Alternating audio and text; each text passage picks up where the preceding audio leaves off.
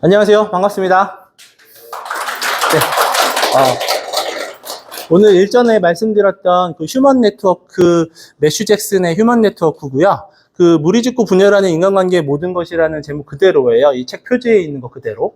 네. 그 내용에 대해서 좀 알아볼 건데, 이 책 내용이 사실은, 좀, 한 절반 정도 읽어보신 분 계세요? 혹시? 절반 정도? 느낌 혹시 어떠세요? 그냥 막연하게 그냥 생각나는 거. 어떤? 철학사가 훨씬 쉬워요. 아, 그죠. 그거는 확실합니다. 난 서양 철학사는 참고로 그 작가님, 그, 러셀의 서양 철학, 에? 그쵸, 그쵸. 예. 러셀의 서양 철학사는 지금 그 회랑학파에서 작가님이 해주시고 계신 책인데, 그 책하고 이 책을 비교하면, 너무 천지 차이일 정도로, 예. 이 책은 읽기가 정말 상당히 쉬운 책이 맞습니다. 예. 저는 이 책을 읽으면서 사실은 갖고 있는 감정은 약간 좀 슬퍼요. 네, 저는 이 책을 약간 좀, 어떻게 보면 약간 좀 어둡게 좀 느꼈거든요. 네, 그러니까 막 밝은 내용의 책은 사실은 아니에요. 그러니까 뭐냐면 사회적으로 여러 가지 현상들을 이제 얘기를 하는데 결론이 뭐냐면 막 그래서 이상적으로 우리가 막 이 문제를 다 해결하고 아름다운 세상을 만들 수 있을 거 이런 결론이 사실은 아니에요. 그런 건 아니고 사회적으로 여러 가지 문제가 있는 것들에 대한 현상들을 이렇게 짚어보면서 사회가 사실은 분열되고 있다는 내용이 거의 주예요. 네. 그런 내용으로 이제 내용이 전개가 된다고 생각하시면 이제 좀 이해하시기 쉬울 거예요. 자, 일단은 요거는 이제 동종선호에 대한 내용인데 이 책의 거의 90%는 다 이 동종선호에 대한 그 내용을 바탕으로 해서 기록이 된 거고 지금 요거는 이 책의 9페이지에 있는 내용이에요. 요거 제가 한번 읽어 드릴게요. 소셜미디어에서 새로운 친구나 지인을 찾도록 도와주고 뉴스를 추천하는 알고리즘은 보통 우리를 비슷한 사람들과 짝지어주고 우리의 취향 및 의견과 가장 잘 맞는 매체나 뉴스를 연결해 주도록 설계되었다. 이는 자신과 비슷한 사람과 교류하려는 인간의 가장 기본적인 성향을 더욱 강화한다. 이러한 성향은 동종선호로 알려져 있다. 네. 이게 바로 지금 동종선호거든요. 그러니까 그냥 이 책의 시작과 끝이 이 동종선호예요. 네. 네트워크가 분열될수록 그 편향이 증폭된다라고 표현을 해요. 이 책에서. 그러니까 이게 일종의 그냥 제가 일예를 그냥 들어서 말씀드릴게요. 지금 이 말이 좀 어려울 수도 있어요. 네트워크가 분열될수록 편향이 증폭된다. 이게 무슨 말이냐면 아주 간단하게 말씀드릴게요. 제 휴대폰이 저는 갤럭시를 쓰고 있어요. 그래서 안드로이드거든요. 안드로이드 시스템인데 제 휴대폰에 보면 저 이제 왜 그 유튜브를 들어갔을 때 저한테 추천해주는 그 영상 알고리즘이 이게 딱 나오잖아요. 뜨잖아요. 제가 뭘 좋아하는지 자연스럽게 뜨잖아요. 근데 정말 신기한 게 뭐냐면 저희 집 거실에 있는 TV가 제 안드로이드 아이디로 되어 있어요.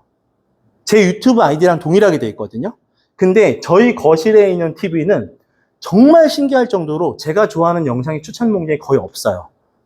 거기엔 뭐가 추천 목록으로 떠 있냐면 아이들이 좋아하는 게임 아니면 아이들이 좋아하는 어린이 채널 영상들이 있죠.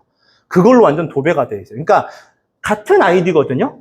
얘도 제 아이디고요. 지금 촬영하고 있는 저 휴대폰도 제 아이디로 되어 있고 거실에 있는 TV도 똑같은 안드로이드 아이디로 되어 있어요. 제 아이디로 정확하게 딱 되어 있어요. 그러니까 거실에 있는 TV도 키면은 모비커 바삭이라고 딱 떠 있어요. 화면에. 그걸 가지고 애들이 보는 거거든요. 근데 정말 신기한 게 아이들이 보고 있는 그 TV에서는 아이들만 좋아하는 그런 정말 굉장한 다양한 영상들, 막 이렇게 일단은 색깔이 굉장히 다양하고요. 아주 원색적이면서 이쁜 색으로 이렇게 딱 되어 있어요. 애들 애니메이션처럼. 그런 화면들에다가 아니면 뭐 로블록스라고 하죠. 아이들 좋아하는 게임. 네, 뭐 애들 그런 게임 많이 보니까 그런 것만 추천이 돼요. 그래서 심지어 어느 정도냐면 제가 뭔가를 TV로 보고 싶을 때는 제 휴대폰으로 뭐 하나를 잠깐 찾아가지고 이게 자동으로 제 휴대폰에서 제가 보고 싶은 알고리즘이 뜨잖아요. 그거를 하나 클릭을 해요. 그러면 이제 TV로 넘어가면 거기에 이제 제가 시청했던 목록으로 들어가면 거기에 이제 그거 하나 떠 있는 거예요. 그렇게 보거든요. 그 정도로 같은 아이디인데도 이게 구분이 돼서 나와요. 이게 뭐냐면 네트워크가 분열된 거예요. 분열됐는데 이 편향이 증폭되고 있는 거죠. 저한테 증폭되고 있는 것과 같은 아이지만 아이들이 보고 있는 게 완전 편향돼서 증폭되고 있는 거예요. 이걸 바로 동종선호라고 얘기를 해요. 뭐냐면 내가 교류하고자 하는 거를 나한테 계속해서 보여주는 거, 그러니까 나한테 그것만 노출이 많이 되는 거예요. 예를 들자면 정치에 빠져 계신 분들 채널 휴대폰을 한번 열어보면 어떨까요? 아주 정체기로 도배되면서 추천 채널이 막 뜨겠죠. 그런 거랑 똑같다고 보시면 돼요. 그러면서 이게 이제 증폭이 되는 거거든요. 근데 이게 사실은 이 책의 내용을 전체적으로 보면 별로 이렇게 좋지 않은 현상이라고 계속해서 얘기가 나와요. 왜냐면 이게 우리가 융합되는 게 아니고요. 서로 각자의 길로 계속해서 더 가게 만들거든요. 그 내용이 나옵니다. 동정선호라는 것에 대해서 잠시 설명을 들었고, 자, 그 다음에 우리는 여러 친구들, 요거는 지금 이 책에 그 10페이지에 나오거든요. 10페이지에 나와요. 네. 요 내용 하기 전에 이거 동정선호에 대해서 한 번 더 얘기를 나눠볼게요. 일단은 우리가 그 아이들 얘기를 했었는데 한 번 더 보자고요. 자, 우리 얼마 전에 재밌는 뉴스가 한번 해프닝이 한번 있었는데 사실은 그 검찰이 약간의 살짝 망신을 당한 사건이 있었는데 혹시 기억하시는 분 계실까요? 연예 뉴스였는데 얼마 안 됐어요. 최근 뉴스인데 마약 관련돼서.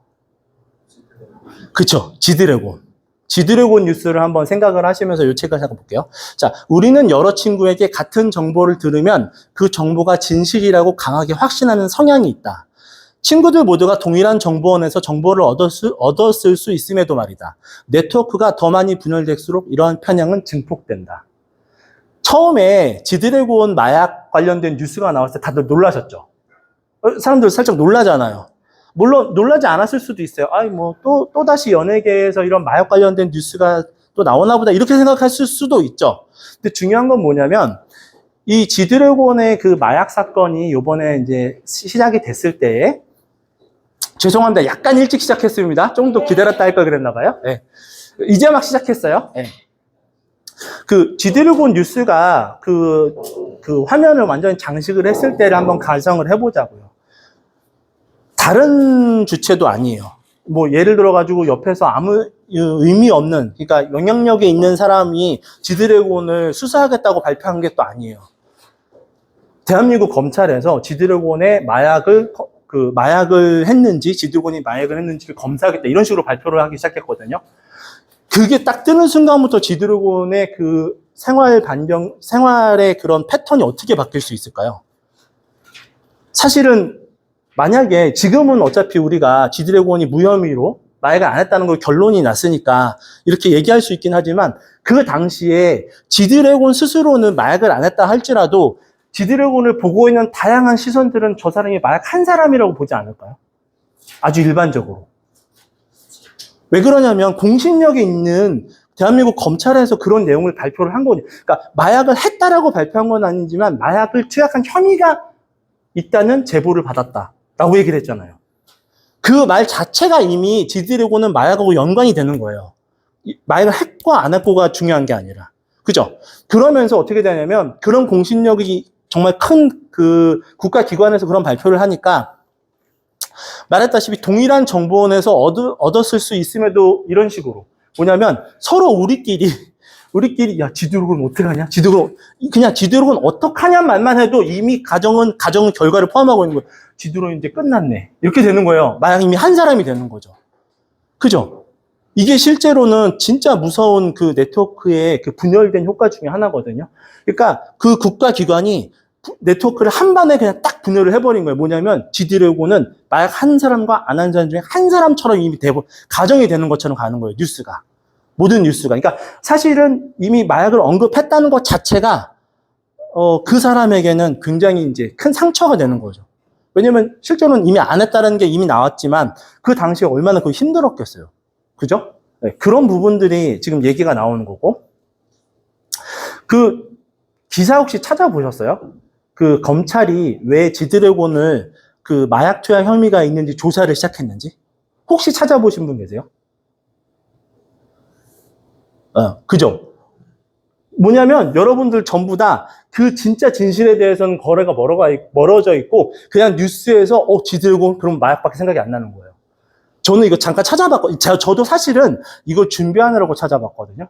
근데 뭐로 나왔냐면 정말 어이가 없는데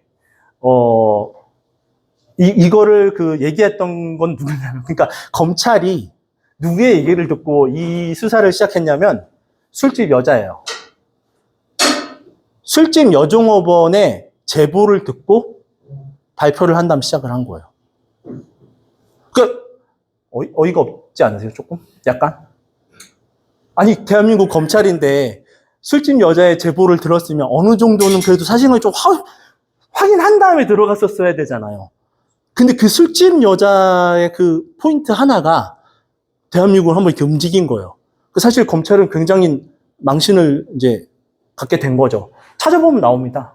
네, 술집 여종업원의 제보를 통해서 지드래곤의 마약 투약 여부에 대한 수사가 시작이 됐던 거예요. 해프닝이. 좀 당황스럽죠. 그러면서 결과적으로는 이제 지드래곤이 이제 무혐의 처리가 된 다음에는, 혐의 없음 처리가 된 다음에는 이제 삼성하고 오히려 그런 이제 사회 운동을 하기로 이제 오히려 역으로 나갔어요. 그러니까 자기 실추된 이미지를 자기 스스로 극복하기 위해서 뭐를 정말 잘 쓴 거죠. 그죠? 왜냐면 자기가 마약한 건 아니니까 그러면 오히려 이걸 계기로 그냥 본인 스스로 이런 계기를 만든 거예요. 네. 그렇게 되면서 일단 시작을 했고요. 여기에서 정말 중요한 거는 악플러들이죠. 악플러들은 이제 어떻게 됐을까요? 그 당시에. 악플러들은 정말 죄송하지만, 그죠? 네, 굉장히 안 좋게. 악플러들에 대한 고소는 지드래곤이 쉽게 멈추겠다는 말을 안 해요. 네. 그쵸. 왜냐면은 검찰에서 발표한 거는 했을지도 모르니까 조사를 하겠다 이런 식이었고, 악플러들은 쟤 죽여야 된다. 이런 식으로 이제 나온 거거든요. 사실. 네. 좀 무섭죠. 이게 사실 좀 현실이에요. 이런 부분들이 굉장히 우리가 편향된 네트워크에 영향을 받았을 때 잘못되는 경로를 알려주고 있는 것들이에요. 그 다음에 또 이런 편향된 것들이 또 뭐 있을까? 그냥 막 우리가 주변 사람들하고 얘기 나누면서 이런 게 또 뭐가 있을까요? 그냥 간단하게 얘기하면 인종선호 현상 같은 것들이 있죠. 인종선호한 현상. 예를 들자면은 이렇게 뭐 미국 같은 거를 봤을 때에는 흑인 따로 백인 따로 이런 식으로 분리되어 있죠. 그러면서 이제 예를 들어가지고 왜 백인들이 흑인들을 이렇게 조사하거나 검사하거나 이렇게 할 때 약간 좀 강압적으로 하다가 실질적으로 숨이 끊어진 경우도 있어서 그 경찰이 구속된 경우도 있죠. 백인 경찰이. 이제 그런 것들이 사실은 굉장히 분열된 네트워크에서 이렇게 편향되면서 뉴스를 좀 더 자극적으로 만들게 되는 것들의 결과치라고 저는 보는 거예요. 애초부터 그런 뉴스가 이렇게 그 양쪽으로 이렇게 편파된 뉴스가 계속해서 실제 존재하지 않았다면 그 백인 경찰이 흑인의 목을 이쪽으로 이렇게 강하게 발로 누르면서 숨이 끊어질 때까지 굳이 그럴 필요가 없는데 네. 그렇게 이렇게 강제 제압할 필요가 없었거든요. 그런 상황들을 보면 네. 그런 것도 있고 또 뭐가 있을까요? 그 다음에 뭐 예를 들어 직장 내에도 또 그런 내용들이 존재하거든요. 뭐냐면 직장을 다니실 때 여러분들 왜 누구나 뒷담화 조금씩은 할 수 있지만 사실은 어떤 특정 상사가 너무 도가 지나치면 어느 순간부터는 모두의 거의 왕따가 되잖아요. 그죠. 이런 것도 사실은 어떻게 보면은 서로 동일한 정보끼리 왔다 갔다 하는 거예요. 100% 옳다, 그르다를 떠나서, 그런 현상도 또 있고, 또 하나 재밌는 거, 우리 얼마 전에 이제 코로나 거의 끝났으니까 이제 잊으셨겠지만, 코로나 당시에 여러분들 당시에 기억나실지 모르겠는데, 코로나 당시에 배차 간격이 조정됐던 거 혹시 기억하세요? 기억나시나요? 그죠? 기억 조금씩 나시죠? 코로나 당시에 대중교통의 배차 간격이 한번 조정이 됐거든요. 네. 이게 무슨 문제가 있냐면, 그러니까 그때 당시에 배차 간격이 조정된 게 뭐였냐면, 그러니까 퇴근을 빨리 하라는 얘기예요. 출근한 사람들. 퇴근을 빨리 하라고. 그러니까 돌아다니지 말라는 거죠. 네. 그래가지고 저녁에 8시인가, 9시인가가 넘어가면 배차 간격이 전철이 길어졌어요. 버스 뭐 이런 것들도. 실제 다 정확히 기억하실지 모르겠지만. 근데 그게 과연 옳은 일이었을까? 라는 생각을 한번 해보면 그게 정말 옳은 일이었을까요? 그러니까 국가 입장에서는 사람들의 활동을 억누르는 거죠. 일단. 그러면서 이제 이 확산 속도를 어떻게든 잡아보려고 노력했다라고 하는 거예요. 근데 그러면 예를 들어가지고 그렇게 했을 때 모든 사람들이 그때부터 갑자기 늦은 시간에 대중교통을 이용하는 일이 확 줄어들 수 있을까요? 현실적으로? 그게 가능할까요? 이미 그 전에 많이 줄어들어 있지 않았을까요? 왜냐면 그 당시에 코로나 그 대중교통을 그런 식으로 그런 반응까지 나왔을 때에는 이미 사회적으로는 코로나에 대해서 우리 인식이 옆 사람이 코로나 나서 큰일 났을 때예요. 그런 시대거든요. 그때 실제로 그렇게 사람 수를 줄여버리면, 그러니까 운행 대수를 줄여버리면 문제는 뭐냐면 그 시간에만 퇴근해야 될 사람들은 오히려 밀집도가 올라가 버리기 시작해요. 사실은. 그러면 그 사람들은 피해자 되는 거 아니에요? 피해자? 그죠? 그 사람들이 사실은 자기의 가정을 이끌어 나가기 위해서 일하는 사람 중, 그런 가정 중에 한 명일 거 아니에요. 그죠? 그 가정의 부모님 중에 한 명일 거고. 네. 그렇게 따지면 그분들은 사실은 억울한 거거든요. 네. 사실 그 재택근무라는 게 누구나 할 수 있는 건 아니잖아요. 재택근무를 하고 싶어도 못하는 사람들도 정말 많거든요. 그런 사람들은 또 오히려 어떻게 보면 억울한 피해자가 되거든요. 근데 정부에서는 그렇게 했단 말이에요. 그러면 정부에서는 왜 이런 거를 생각을 못 했을까요? 생각은 저는 했다라고 생각을 해요. 생각은 했는데 이것을 결정한 그 결정권자는 이 정보에 대한 편중된 정보에 대한 증폭의 영향을 저는 받았다라고 생각을 하는 거예요. 그러니까 그 사람이 나쁜 결정을 내렸다 이 개념이 아니라 그쪽에 편중돼서 본인이 이미 정보를 계속해서 흡수를 하면서 점점 그쪽으로 빠져드는 거죠. 그러니까 오히려 그런 어떻게 보면은 정말 간절히 계속 출퇴근해서 일해야 될 사람한테는 이게 해가 되는 건데 그 부분까지 이제 놓치기 시작한 걸 수도 있는 거. 아니면 알고 있었지만 그건 별로 중요하지 않아. 이렇게 생각할 수도 있었던 거죠. 근데 실제로 그 부분은 어떻게 보면은 좀 안타까운 거잖아요. 그죠? 그런 것들이 좀, 네. 제가 책을 못 읽고 와서 죄송합니다. 네네네. 근데 네. 이제 네트워크가 더 많이 분열할수록 이러한 편향은 증폭된다 말이 좀 어려워가지고. 네네네. 근데 이제 여기에 보이는 예시가 네. 여러 친구들이 네. 이미 분열되어 있는 한쪽에 편향된 친구들이라는 뜻이죠. 그렇죠. 네. 그러니까 이게 산업화가 될수록 점점 더 분열이 돼요. 오히려 산업화가 될수록. 그러니까 기술의 속도가 점점 발전 속도가 빨라질수록 그렇고요. 그래서 사실 이 책에서는 뭐라고 표현을 하냐면 이 네트워크가 갈라지기 시작한 것의 그 폭발점은 언제냐면은 18세기, 그러니까 1800년대 전후 산업혁명 시대라고 얘기를 해요. 그러니까 굉장히 오래전부터 얘기를 하는데 그 내용을 사실은 일부러 넣지는 않았어요. 왜냐하면 거기에 대한 데이터는 없어요. 1800년대에 네트워크의 그 편향으로 인한 증폭 현상이 문제를 일으켰다 이런 내용에 대한 문구는 있는데 데이터는 딱히 없어서 사실 늦지는 않았거든요. 네. 그러니까 벌써 사실 시작된 지 그렇게 따진다고 그러면 이제 시작된 지는 좀 오래됐겠죠. 네. 그런 얘기가 중간에 있습니다. 네. 자, 다음 번으로 이제 넘어갈게요. 자, 이거는 이제 이 책의 10페이지에 있는 건데 네트워크의 분열은 한국을 비롯한 다른 많은 나라가 겪고 있는 높은 수준의 불평등에도 영향을 끼친다. 불평등이 점점 심화되고 있는 현 상황에서 성공의 기회는 물론 어떻게 성공할 수 있는지에 대한 정보는 갈수록 중요해지고 있다. 그런데 우리의 네트워크에 분열이 있다는 사실은 그런 기회와 정보가 불균형하게 확산되고 있다는 뜻이다. 이런 상황에서는 그 결과로 매우 위험한 불평등과 비유동성의 결합이 나타나는데 이는 우리의 성공 여부가 가족과 친구 그리고 우리가 속한 공동체에 강하게 의존된다는 말이다. 좀 약간 무서운 말이에요.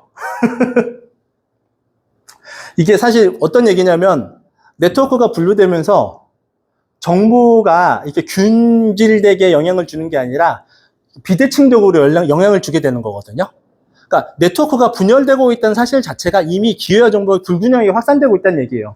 내가 이쪽에 대한 정보만을 얻고자 하는 노력을 하고 있으면, 관심을 보이고 있으면 실제로 알고리즘이 나한테는 이쪽에 대한 것만 알려주지 반대편 진영의 거 잘 안 알려준다는 거죠. 어떻게 보면. 이게 예를 들자면은 뭐냐면 예를 들어서 우리 모비 요즘에는 좀 안티 활동이 좀 줄어들었나요? 어떤가요? 조용하죠. 좀 조용하죠? 조용한 게 맞죠? 네. 줄어들었죠. 그 왜 줄어들었을까요? 지쳐 떨어진 거죠. 예? 지친 거죠. 그죠? 지친 거죠. 지친 거죠. 그게 뭐냐면, 근데 예전에는 안티들 진짜 장난 아니었죠. 난리도 아니었어요, 정말. 무슨 뭐 사기네, 뭐 자전거래네, 뭐 별의별 얘기가 많았었죠. 그게 뭐냐면, 네트워크가 그 당시에 이렇게 분열돼 있던 거예요. 문제는 분열되어 있었는데, 이 분열되어 있는 네트워크가 서로 이제 하나에서 이제 분열이 된 거예요. 뭐냐면 작가님 그 비트코인이라는 그 외적인 요소에서 이제 분열된 거잖아요. 분열됐는데, 이제 걔네들은 이제 그냥 비트코인만이 돈인 거고, 우리는 아니 모빅도 돈이 될 수 있는 거다. 뭐 이런 식으로 이제 전개가 된 건데, 중요한 건 이게 이제 분리가 된 다음에 직후부터는 한동안 어마어마한 부딪힘이 있었는데, 이게 뭐냐면 양쪽 다 편향된 생각을 갖고 있는 거예요. 그러니까 누구 하나, 그러니까 예를 들어 이제 그런 우리 모빅을 그렇게 비방하던 그 친구들 입장에서는 우리 모빅에 대한 모든 정보는 그냥 얘기하는 순간 무조건 사기로 결론이 나오는 거예요. 왜냐면 전제가 사기거든요. 그러면 이제 예를 들어서 그 방에서 톡을 보는 사람들이 있죠. 그 사람들은 어떻게 했어요? 그 사람들 입장에서는 왜 안티 방에 있는 사람들은, 그러니까 거기에서 안티를 주도하지는 않지만 그냥 들어가 있던 사람들 입장에서는 걔네가 주는 정보만 계속해서 불균형하게 확산되고 있는 거예요. 그 정보만 확산되고 있는 거예요. 그때 그래서 제가 말씀드렸던 게 뭐냐면, 안티들한테 야, 너네 그래서 만약에 얘가 정상적으로 궤도를 갖게 되고 이 코인이 작가님이 팔지 않는 코인이고 뒤로 돈을 빼먹지 않는 코인이고 창시자가 진짜로 덤핑하지 않는 코인으로 증명이 돼서 가치를 가지면 그 책임은 누가 질 거냐. 너네가 얘기함으로써 이거를 사지 못하는 친구들에 대한 그 결정적인 실수는 누가 책임을 질 거냐라고 제가 계속해서 얘기를 했던 거거든요. 결과적으로는 뭐냐면, 이게 뭐 앞으로 미래까지는 모르겠지만 지금까지 왔던 모습으로 보자고 한다면 결과적으로는 걔네들 때문에 모든 피해자가 양산이 된 거거든요. 그 피해자가 양산이 되면서 그쪽 네트워크가 처음에는 그쪽 정보가 맞는 것처럼 우리를 갈라치기를 했지만 결과적으로 이제 죽어나간 거죠. 네. 그러면서 이제, 왜냐면 걔네들은 애초에 외통수로 갔었으니까 뭐 돌이킬 수 없는 길을 간 거죠. 뭐 어쩔 수가 없습니다. 그러면서 지금의 우리 모빅의 이제 가치를 보면 늘상 배웠던 거 있잖아요. 모빅의 가치는 어떻게 오래 신뢰가 검증되면서 오르는 거거든요. 이게 지금 우리 오늘 뭐 한 25만 원대 이렇게 하고 있잖아요. 그게 그냥 누가 만든 금액이 아니에요. 그 금액대의 균형점이 됐다는 건 뭐냐면 그 모빅을 소유하고 있는 사람들의 신뢰도가 거기까지 와 있다는 얘기예요. 사실은. 네, 이게 그냥 그 금액이 바로 대변해 주는 거거든요. 그러니까 이게 점점 강해지니까 얘네들이 이제 점점 이제 왜소해진 거죠. 그러면서 어떻게 이제 우리 쪽 네트워크의 정보가 좀 더 이제 크게 확산이 되면서 걔네가 자연스럽게 묻혔다라고 이제 생각하면 되는 거고, 또 반대로 한번 그냥 최근 이벤트 가지고 한번 얘기를 들자면, 비트코인 ETF 승인 이제 됐잖아요. 근데 그 되는 날 전까지는 어땠나요? 사람들 의견, 막 작가님 영상 보면 거기 막 나와 있잖아요. 작가님, 우리 막 여기저기서 막 그때 영상 엄청 찍었는데, 인터뷰할 때 사람들이 막 물어봤단 말이에요. 작가님 어떻게 ETF가 승인 될 것 같습니까? 이렇게 물어보면은, 작가님 살짝 한 발 뒤로 빼시면서도 항상 하시면서, 이번에는 될 것 같은데요? 될 것 같은데? 이런 식으로 이렇게 발언을 하셨잖아요. 뭐, 100%는 아니지만 그래도 될 확률이 높다고 봅니다. 이런 식으로 사실 발표했잖아요. 그죠? 근데 재밌는 거는 뭐냐면, 막상 발표되고 난 다음에 가격이 쫙 이렇게 내려갔죠. 물론 지금 살짝 복구했어요. 네. 문제는 그걸 하고 난 다음에 폭등이 아니라 지금 내려갔잖아요. 그건 왜 그럴까요? 전 그것도 정부의 비대칭이라고 보거든요. 정보가 불균형한 거예요. 막상 우리가 시간이 지나가지고 금액이 내려가고 나니까 확신을 한 거죠. 뭐야. 그럼 그동안 올랐던 거는 얘네들이 정보를 다 미리 알고 있었던 거네? 그죠? 근데 우리는 확신을 못 갖고 있던 거고, 예를 들어가지고 요번에 ETF를 출시한 그 회사들 있죠. 거기에 있는 내부 직원들은 다 알고 있었던 거예요. 어떻게 보면. 100%는 아니지만 사실은, 왜냐면 회사에서 갑자기 다 사업을 준비하라고 했다는 거는, 야, 이거 될 것 같은 거 하라는 거 아니야? 그럼 얘네는 이건 사인을 받았겠네. 그럼 사실은 이제 그런 예를 들어가지고 블랙록 같은 그런 회사에서 ETF 관련된 그 상품을 출시하기 위한 그 TF팀이나 아니면 그 안에 있는 프로그래머들이 있을 거 아니에요. 걔네들은 실제로 이게 거래가 구현하게끔 이미 위에서 명령이 내려온 거 아니에요. 블랙록이라는 회사 자체에서. 그럼 그 지휘 계통에 있던 사람들은 사실은 알고 있었다고 봐야 돼요. 그죠? 결정되고 나서 보면은 그렇게 보여요. 하지만 결정되기 전에는 확신을 못 하는 거죠. 그게 뭐냐면 정보가 불균형한 거예요, 사실은. 지나고 보면. 근데 걔네들은 알 수밖에 없는 위치에 있었던 거고, 우리는 이게 모르는 거죠. 이게 될까? 안 될까? 이런 생각을 했었던 거죠. 그게 전부다. 그런 부분들. 그럼 하나 질문해 볼게요. 자, 이더리움 ETF 얘기 나오고 있거든요. 몇 달 안 남았어요. 아시죠? 아시는 분들 계시죠? 자, 이더리움 ETF가 승인이 될 것 같다고 생각하시는 분 한번 거수해 봐 주세요. 그럼 안 될 것 같다. 거수 한번 해줘 보세요. 안 될 것 같다가 압도적이시네요. 그럼 제가 바꿔서 한번 물어볼게요. 자, 그러면 이번에는 이더리움 ETF가 발표되는 날까지 이더리움이 올라갈 것이다. 한번 손 올려보세요. 이더리움의 값이 올라갈 것이다. 자, 내려갈 것이다. 그죠? 이게 뭐냐면 이게 사실은 정보의 불균형이에요. 이게 정보의 불균형이에요. 우리가 얼마 전에 경험했던 비트코인의 정보의 불균형과 똑같은 얘기를 지금 제가 한 거예요. 몰라요, 사실. 저도 정답은 모릅니다. 정답은 모르는 거예요. 네. 하지만 내부자들은 조금 알고 있겠죠. 그죠? 네. 근데 우리는 지금 알 수가 없죠. 예를 들어가지고 또 뭐가 있을까요? 자동차 급발진 문제 한번 생각을 해보자고요. 자동차 급발진 이슈가 요즘 굉장히 많아요. 특히나 뭐 일부러 그 얘기를 하는 건 아니지만 전기차 관련돼서 얘기가 사실은 좀 더 자극적으로 이렇게 뉴스가 좀 더 보여질 수도 있거든요, 요즘에. 얼마 전에도 택시가 그냥 정상 운행적이었는데 옆에서 신호 위반한 차가 이 택시의 본체를 받았는데 그때부터 그냥 급발진을 해버렸거든요, 택시가. 그래서 몇 초 만에 186km인가를 넘어가요. 그러니까 뭐 아무튼 뭐 그렇게 나가더라고요. 그러면서 결과적으로는 이제 택시 운전기사와 뒷좌석에 있었던 승객이 다 크게 다쳤어요, 지금. 근데 어느 정도냐면 택시가 이렇게 뒤집혀가지고, 그러니까 이제 계속 가다가 신호 정차 중인 차의 측면을 들이받으면서 차가 이제 뒤집혀가지고 뒤집힌 채로 100몇십 미터를 갔대요. 그러세요? 예, 네, 아무튼 그 뉴스 아시죠? 예. 네, 그런 뉴스도 있었어요.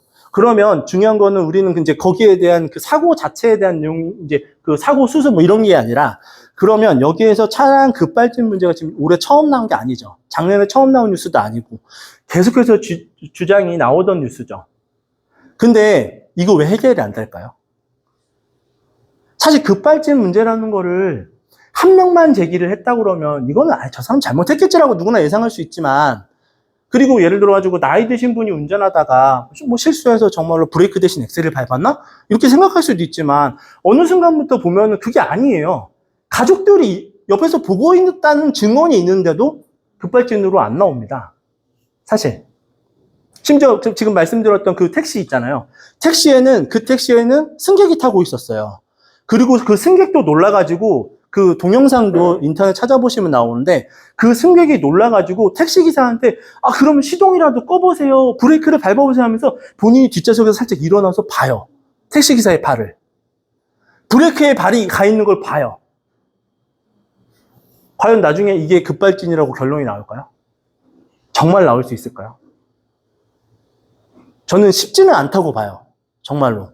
증인이 있지만 차 안에. 그거 발만 가 있고 닿지 않았습니다. 센서에는 분명히 브레이크가 밟지 않았습니다라고 결론이 나옵니다라고 이런 식으로 이제 기사가 나올 거라고 저는 생각을 하고 있거든요.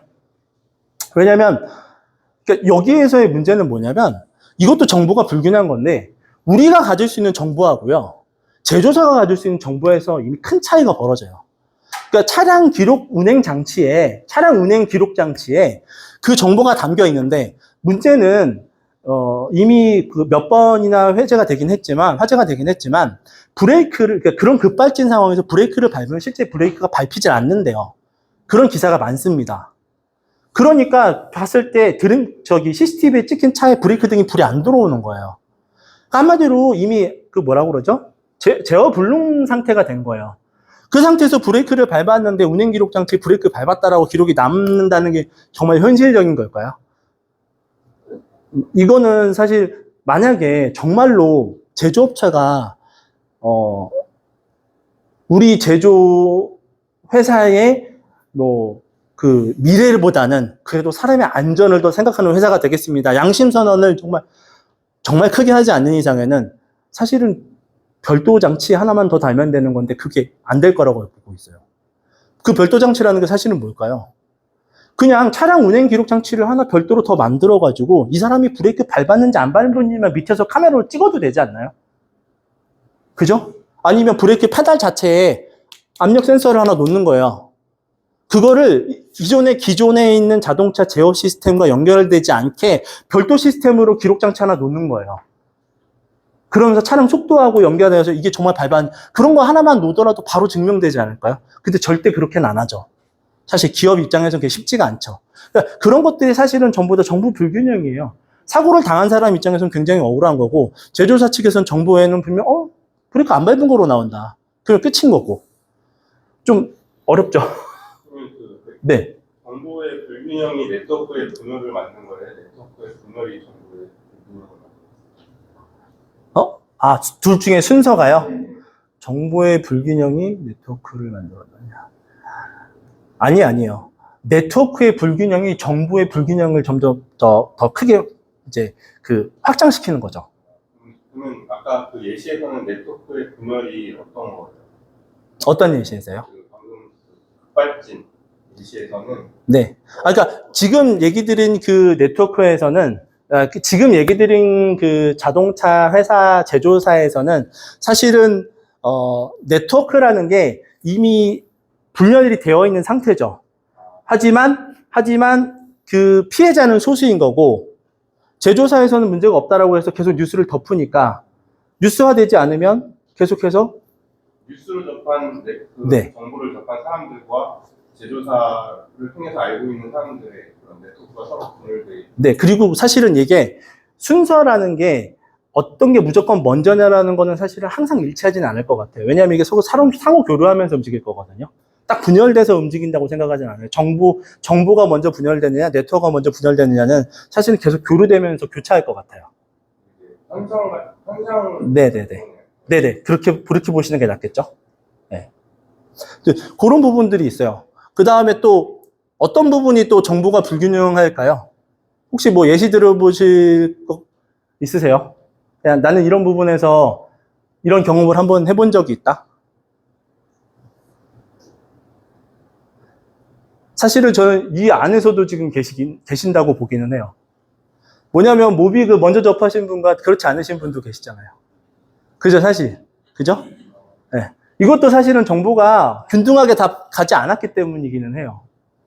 그래도 어떻게든 또 늦지 않게 오셔가지고 뭔가 열심히 더 하시려고 하시는 것 자체가 사실은 굉장히 아름답긴 하지만 이미 출발선은 차이가 분명히 또 있는 것도 사실은 어떻게 보면 또 불균형이죠. 그죠? 인정할 건 인정해야죠. 그죠? 자, 요거는 이 책의 이제 11페이지예요. 자, 더 넓은 차원에서 여러분은 단순히 부를 재분배하고 가난한 사람을 돕는 것만으로는 불평등과 비유동성의 문제를 해결할 수 없다는 걸 배우게 될 것이다.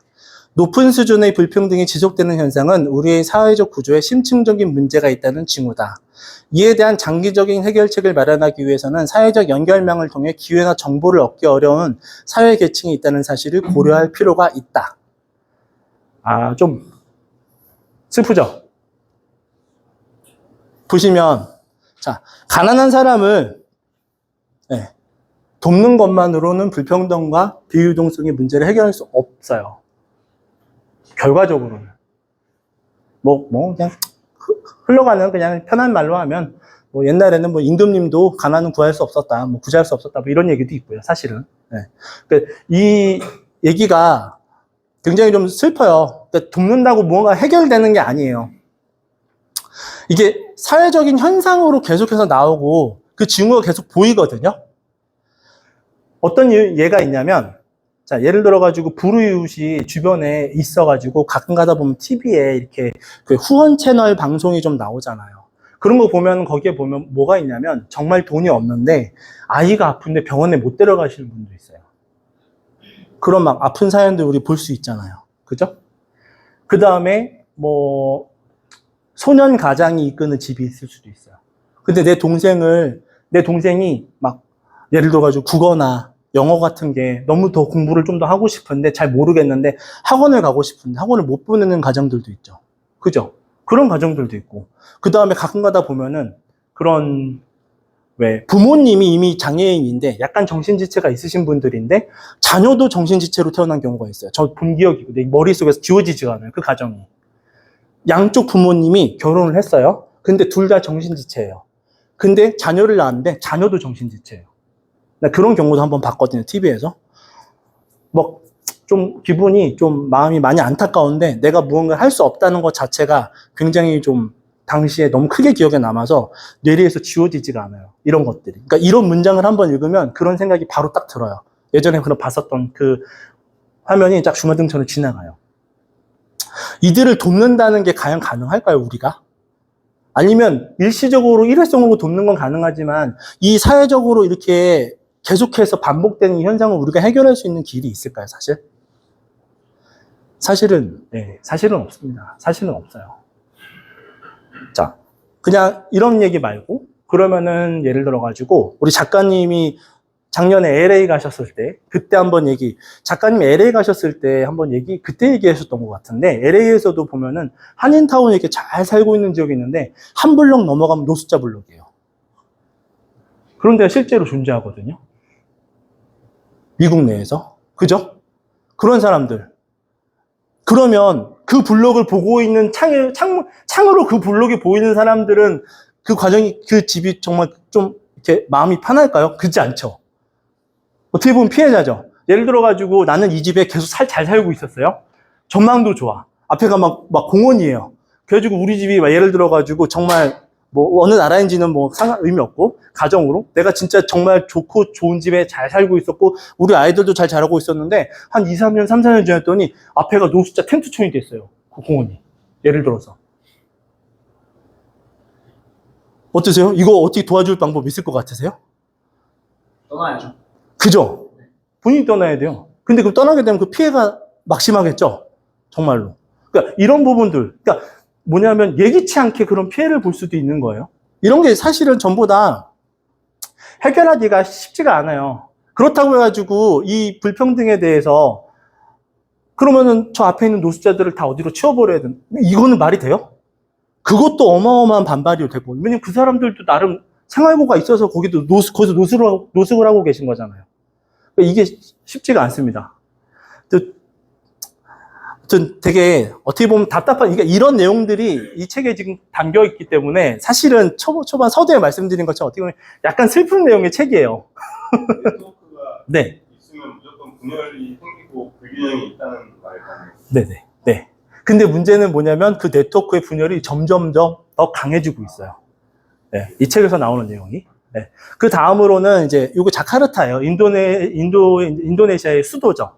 근데 이게 지금 지구 온난화로 인해서 지금 나타난 증상인데 여기 있죠, 요거. 이게 진짜 바닷물이고요. 여기가 육지예요. 근데 그 지구 온난화로 인해 가지고 계속해서 바닷물 수위가 올라가니까 여기가 저지대예요. 그래가지고 이게 바닷물이 넘어오니까 지금 2m짜리 제방을 세운 거예요. 더 재밌는 건 요거예요.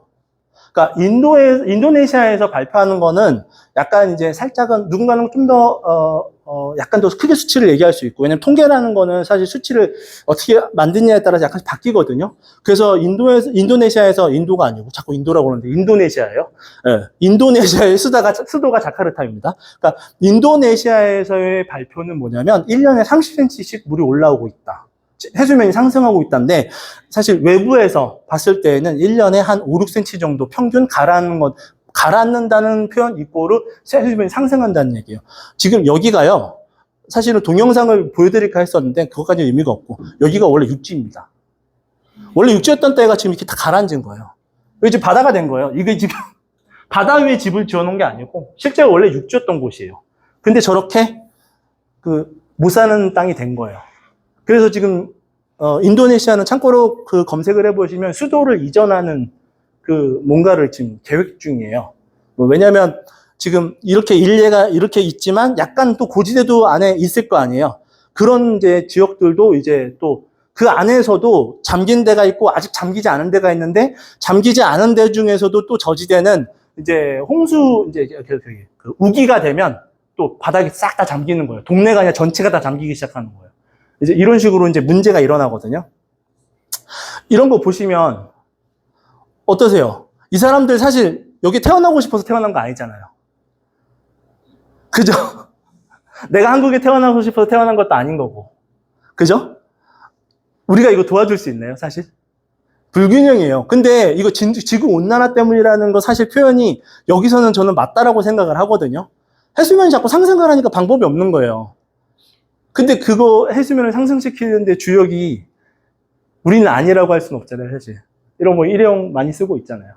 그죠? 그러면서 뭔가 계속해서 탄소 배출이 늘어나고 있고, 뭐 하다못해 여기 올 때도 저도 이 짐이 좀 무겁다고 오늘 차를 끌고 왔거든요. 뭐 그런 식으로. 그러니까 우리 삶 자체가 사실은 그러니까 모든 걸 다 안 할 수는 없어요. 그렇다고. 그러니까 간접적인 피해를 주고 있지만 우리가 도움도 못 주는. 네. 이런 게 어떻게 보면은 좀 이런 연장선상에 있다라고 저는 생각을 해요. 이게 사실은 어떻게 보면은 불평등이죠. 네. 이것도 불평등 중에 하나예요. 또 재밌는 거 하나 해드릴게요. 이거 책에 이제 나온 건데, 이건 이 책의 40페이지에 보면 나와요. 다른 사람과 어울리기 좋아하는 학생일수록 술이나 담배를 더 많이 소비하게 되는 데는 몇 가지 이유가 있다. 그중 하나는 10대에게 흡연이나 음주는 일종의 사회적 활동이란 점이다. 다른 사람과 교제하는데 더 많은 시간을 보내는 학생일수록 술을 접하게 될 이유도 늘어난다. 정반대의 효과도 있다. 술을 소비하라는 경향이 큰 학생일수록 술을 마실 수 있는 기회, 그리고 같이 술을 마실 사람을 찾는 경향이 높다. 여기에 더하여 부모의 감시가 덜한 학생일수록 친구와 어울리는데 더 많은 시간을 보내게 되며 또한 술이나 담배, 약물을 시도해볼 기회도 더 많이 가지게 된다. 이거는 뭐 부모님들 입장에서는 굉장히 좀 뭐 공감이 되고 안 되고를 떠나서 굉장히 딱 뇌리에 딱 들어오실 거예요. 이 내용 자체는. 그러니까 말 그대로 10대에게는 술, 담배가 사회적인 활동인 거예요. 어울려서 하는 거니까.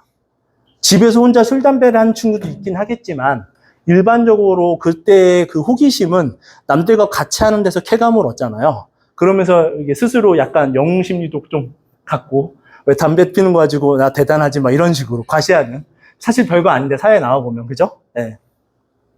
그러니까 되게 명확하죠? 사실 술, 담배를 접하게 될 확률이 높아지는 거는 딴 게 아니라 친구들과 어울리는 시간이 정말 많은 친구들이 좀 더 확률이 높은 거고 어떻게 보면은 굉장히 좀 사회활동을 되게 잘하는 친구들 있잖아요.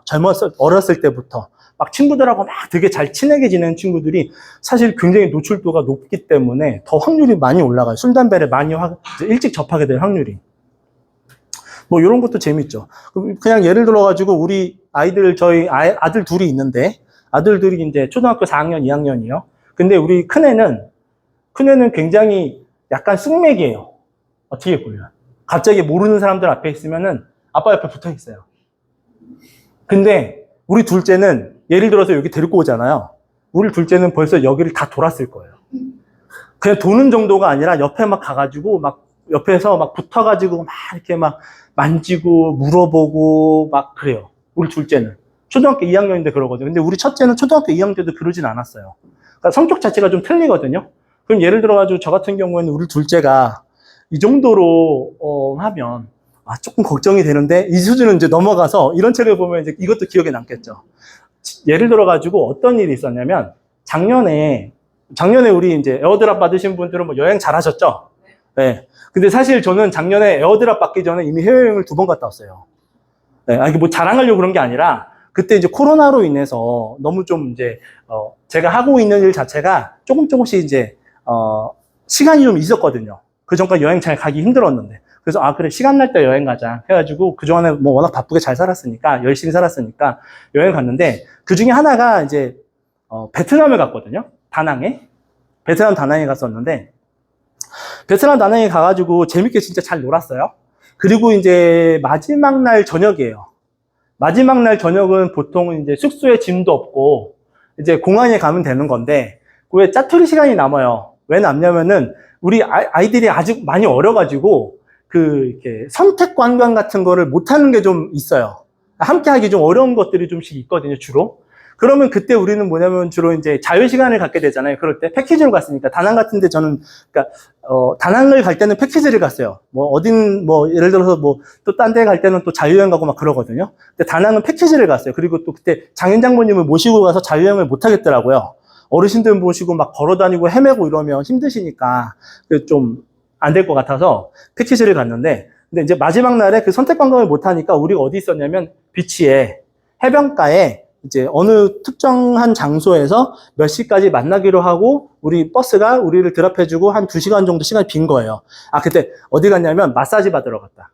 네, 그때 그 버스가 마사지를 받으러 갔는데 여행 일정 중에도 이미 마사지가 포함이었는데 그때도 우리 아이들, 그러니까 우리는 이제 대가족이잖아요. 6명이 나갔으니까. 장인 장모님까지 해서 6명이 나갔으니까 큰 룸 있는 데 갔는데 그 패키지에 포함되어 있었거든요, 마사지가. 그때 우리 애들은 뭐를 했냐면 옆에서 휴대폰으로 게임을 했어요. 1시간 동안. 어른들은 마사지를 받고, 걔네들은 돈을 냈지만 마사지를 못 받는 거예요. 그러니까 이제 나중에 선택관광에 사람들이 마사지 한 번 더 받으러 갔는데 우리는 받을 이유가 별로 없잖아요. 애들이 거기 놀지도 못하고. 그러니까 이제 또 마사지도 처음 받아야 받고 싶은 거지, 자주 받아보면 별로 안 땡기거든요. 그닥. 예. 뭐 남이 만져주는 거 나쁘진 않은데, 그래도 뭐 그렇게 뭐 좋지도 않아요. 아무튼 그래가지고 우리는 그때 비치에서 놀았는데 중요한 건 뭐냐면, 이제 어른들끼리는 어느 순간부터 이제 아이들하고 놀아주다가 힘드니까 이제 대화를 시작하잖아요. 대화를 하고 있는데, 갑자기 어느 순간부터 우리 작은 애 막 목소리가 엄청 크게 들리는 거예요. 봤더니 우리 작은 애가 그때 뭐 하고 있는지 아세요? 베트남 사람하고 공놀이 하고 있어요. 그 정도예요, 우리 작은 애가. 그러니까 말도 안 통하는 남자 형들하고, 그러니까 딱 대충 봤는데 나이가 한 10대하고 20대 정도 섞여 있어요. 그런 친구들하고 이 9살짜리가 공놀이 하고 있더라고요. 그러니까 나중에 보니까는 형들이 공놀이 하는데 애기가 너무 잘 노니까 자꾸 이렇게 애기한테 공을 주더라고, 우리 애한테. 그래가지고 뻥 차고 뭐 던지고 거기서 그 친구들하고 한 30분 넘게 놀더라고요.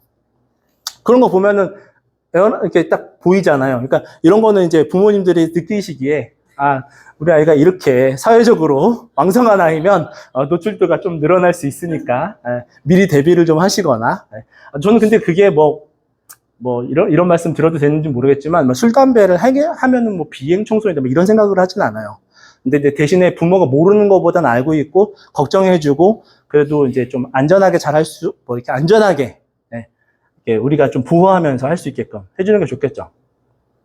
좀 재밌는 게 있는데 뭐냐면, 여기 내용에 지금 들어있는지 모르겠는데, 이 책의 내용에 뭐가 들어있냐면, 공부가 사회적 활동이 아니라고 써 있어요. 그러니까 사실은 공부는 사회적 활동이라기보다는 혼자 이렇게 앉아가지고 주로 하는 거잖아요. 그러다 보니까 이게 친구들 사이에서 공유가 잘 안 됩니다. 그러니까 이런 활동은 이렇게 막 약하고 술, 담배하고 이런 거는 사실은 친구들 사회적 활동이니까 굉장히 잘 퍼지는데, 공부하는 활동은 잘 퍼지지 않아요. 그것도 또 독특하죠. 네. 사회적 활동이 아니거든요. 그리고 재밌는 게 있고, 근데 요거 좀 약간 민감할 수 있는데, 어차피 제 채널을 보고 계시는 분들의 미성년자는 거의 없다고 생각을 하고 있으니까. 자, 이거 미국 중서부 지역의 한 고등학교 학생들의 교제 관계를 나타내는 그래프예요. 그래서 이제 이 점들은 전부 다 이제 노드 학생들을 얘기하는데, 색상은 성별이에요. 자, 근데 이제 18개월 동안 학생들이 맺은 이성 관계를 얘기해요. 성적 경험을 얘기하는 거 있습니다. 네. 그래서 네트워크의 몇몇 컴포넌트들이 옆에 표기한 숫자는 그 성분이 전체 네트워크에서 몇 번 등장하는지를 나타내는 거예요. 예를 들어서 이 네트워크에 서로 간에만 관계를 맺은 커플이 63쌍 존재하는 거예요. 이렇게 세면은 다 나와요. 근데 재밌는 건 이게 지금 한 고등학교에서의 그 이성 교제에 대한 그 데이터거든요. 18개월 동안 한 건데, 눈에 띄는 사람들 좀 보이지 않아요? 저 오른쪽에 숫자 63이라고 써 있는 거 보이세요? 보이시나요? 여기 동성은 아니에요, 다행히. 이성이거든요? 예상하시기로 저 정도면 거의 짐승 아니에요? 진짜예요. 저거 데이터에 나온 거니까. 예. 63입니다. 사실은 재밌게 얘기하자면 짐승이고, 저 정도면은 좋게 얘기하면 평생연분이죠. 예, 저 정도면 부모님들이 미리 결혼을 시켜야 되지 않을까요? 차라리? 아니면 차라리 조선시대에 태어났으면 딱 좋았을 것 같은데 라는 생각이 좀 들죠. 재밌죠? 그리고 또 재밌는 거, 이런 친구들이 있죠. 타고난 능력을 갖고 있는 소유자가 여기 한 명 있어요. 한 명은 여자고 한 명은 남자예요. 양다리인데 안 걸려. 18개월 동안. 재밌죠? 아주 좀 재밌어요. 네. 재밌는 내용인데, 이거는 그냥 웃으려고 제가 말씀을 드린 거예요. 그냥 그래프를 보면서, 이거 재밌다. 이런 생각이 좀 들더라고요. 네. 근데 사실은 이거는 이 책에서 어떤 내용을 가지고 얘기를 하려고 나온 내용이냐면, 그 질병에 대한 전파 속도를 얘기하려고 나왔던 내용이에요. 그러니까 질병이라는 게 사실은 전파되는 게 그 이성교제 간에 전파될 확률이 굉장히 높잖아요. 네. 그래서 이제 그 단락에서 이제 나온 내용인데, 유행병이 한번 돌 때마다 이게 얼마나 빨리 이렇게 전파가 될 수 있는지 실질적으로 도표로 나온 겁니다.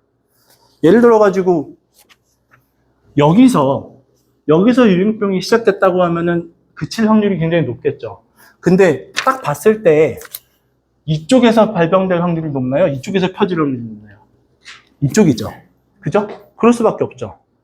여기서 한번 퍼지면 이거 퍼지는데 진짜 얼마 안 걸리겠죠? 네, 순식간에 퍼지겠죠. 그러니까 질병이라는 게 사실은 그러니까 이 연구는 사실은 이제 질병이 얼마나 쉽게 퍼질 수 있는지를 확인하려고 한 연구예요. 근데 거기에 이제 재밌는 포인트가 보이길래 제가 농담 반 이제 진담 반 섞어가지고 장난으로 말씀을 좀 드린 거고. 근데 또 재밌는 게 있어요.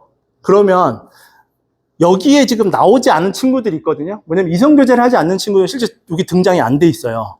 근데 이제 그런 친구들에 대해서는 이제 여기도 해석이 있지만 뭐냐면 이제 그 친구들은 이제 위안거리가 되는 건데, 이런 전염병이 돌 때 제일 안전하겠죠.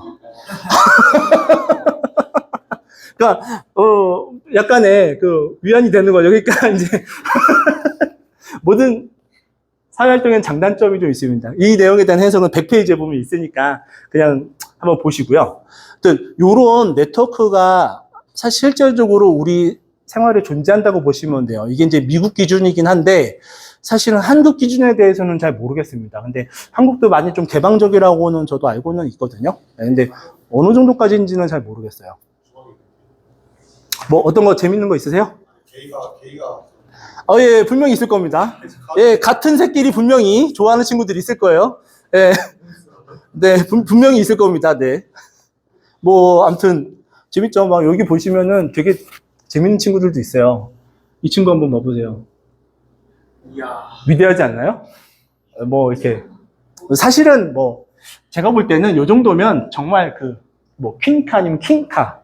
뭐, 요 정도쯤 레벨 되지 않을까? 뭐, 요런 생각도 하고요. 네. 네. 기대가 되는 건 개인 사람이 많지는 않은데. 네? 그런 사람이 많아서. 네, 그쵸. 네. 만약에 예를 들어 중앙으로면 그 네트워크 상에 내 주변이 퍼질 수가 진짜 동성 간에 퍼지는 속도가 더 빠르다. 그분이 슈퍼노드이면, 그럴 수도 있겠네요. 네. 분명히 그럴 수도 있을 것 같습니다. 네. 이 책에는 그 동성 간의 내용까지는 있지는 않지만, 네, 확실한 거는 분명히 일리는 있어요. 네, 분명히 어떤 검증된 데이터도 나올 것 같고. 근데 이 내용을 이제 이 책에서 나오면서 그 다음 장에는 뭐가 나오냐면은 이제 금융 네트워크가 나와요. 이번엔 금융 네트워크입니다. 금융 네트워크, 참고로 이 책을 그 인터넷으로 도서관에서 빌려니까 목록이 없어요. 그래가지고 제가 제 책을 사진을 찍은 거라 낙서가 좀 돼 있어요. 네, 저는 이 책을 당연히 빌릴 수 있을 줄 알고가지고 스캔을 하면 되는데 간단하게 이미지는 다운받으면 되는데 안 돼가지고 제가 사진 찍어가지고 올려갖고 이렇게 낙서가 좀 돼 있을 겁니다. 보면은 이제, 뭐냐면, 그러니까 금융에서는 얘는 위험해요. 이렇게 도는 건 진짜 위험하고요. 금융에서는 이렇게 된 게 더 안전합니다. 예, 오히려. 블록체인처럼. 예, 노드가 그냥 다 분산되어 있는 게 훨씬 더 안전해요. 연결되어 있으면서. 그죠? 근데 이렇게 되면 또 위험해요. 뭐냐면 특정 노드로 너무 가중치가 싫게 되면 위험해요. 이게 뭘까요? 예를 들자면 우리 2008년에 리먼 사태 이런 것처럼 리먼이 여기서 터져도 위험한데 여기서 터지면 더 크게 위험해지겠죠. 그런 기업들이. 네, 그런 얘기가 나와요. 그러니까 아까 전에 그 질병 네트워크하고 금융 네트워크하고는 같은 그림인데 좀 다르게 해석이 되죠. 얘네는 이렇게 잘 연결이 분산되어 있는 게 훨씬 더 좋아요. 거꾸로 가요, 또. 그래서 그 정도의 해석을 하고요. 그 다음에 이제 요게, 각 국가의 인종 분리 수준과 GDP의 상관관계인데, 요게, 뭐, 간단하게 보시면, 미국이 여기 있어요. 근데 분리지수가 거의 제로에 가까워요. 이해가 안 되시죠? 미국이 분리지수가 없다고? 맨날 싸우던데? 그죠? 그러니까 이게 뭐냐면, 이거는, 이 데이터는요, 국가를 기준으로 했을 때예요. 그러니까 실제 미국은 한 동네가 있으면 그 동네에 백인 사회와 흑인 사회가 분리가 되어 있어요. 하지만 지금 이 데이터는 애초에 만들 때부터 국가를 기준으로 만들었어요. 큰 범위를 기준으로. 그래서 사실은 동네를 기준으로 나눠 있지만 크게 보면은 다 점점점점점점이 그냥 교대로 여기는 백인, 흑인, 백인, 흑인, 백인, 흑인 이런 식으로 되어 있으니까 균질된 것처럼 지금 해석이 됩니다. 이건 데이터를 만들 때의 한계인 것 같아요. 이거를 더 나누면 무슨 데이터가 나올지는 모르겠는데 이 책에는 그런 내용은 명시되어 있지 않고요. 근데 중요한 거는 아무튼 이쪽으로 갈수록 굉장히 극단주의에 좀 가깝다고 봐야 될까요? 아니면은 이제 아무튼 인종에 대해서 이렇게 상대방 인종에 대해서 품어주는 그런 게 굉장히 부족한 나라들. 네. 그리고 올라갈수록 얘는 이제 소득이 높은 건데 보시면 재밌는 게 요렇게 나라가 많죠. 근데 이거는 사실은 큰 의미가 없는 데이터예요. 중요한 거는 여기에 나라가 없다는 거예요. 그러니까 뭐냐면 분리지수가 높으면 고소득구가 별로 없어요. 실제로. 그게 조금 이 그래프에서의 눈에 띄는 부분이거든요. 그래서 그거를 여러분들께서 조금 기억을 해주시면 괜찮습니다. 근데 그냥 이거는 그냥 여담인데, 예를 들어가지고, 우리나라하고, 그러니까 미국이 사실은 오랜 시간 노력을 정말 하는 건지는 모르겠지만, 바라는 것 같기도 하긴 한데, 조금 헷갈리기도 하지만, 무슨 명제냐면, 미국이 맨날 자주 얘기하는 게 뭐냐면, 한국과 일본, 한일이 군사동맹을 맺기를 좀 간절히 바라는 그런 언사를 한 경우가 좀 종종 있거든요. 그죠? 실제 미국 입장에서는 한일 동맹을 경제뿐만이 아니라 군사 동맹도 맺어가지고 이 아시아의 큰 축을 이뤘으면 좋겠다 이런 얘기를 실제로 계속 했습니다. 아마 기억에 나실 거예요. 근데 우리의 분리지수가 두 국가 간에 굉장히 높지 않나요? 그죠?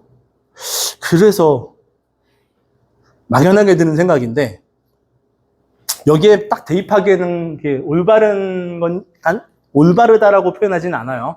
딱 맞지는 않지만 만약에 한국하고 일본이 한일 관계가 굉장히 좋아져가지고 이 분리지수가 낮아지면 어마어마한 고소득 국가가 두 나라가 될 수 있지 않을까?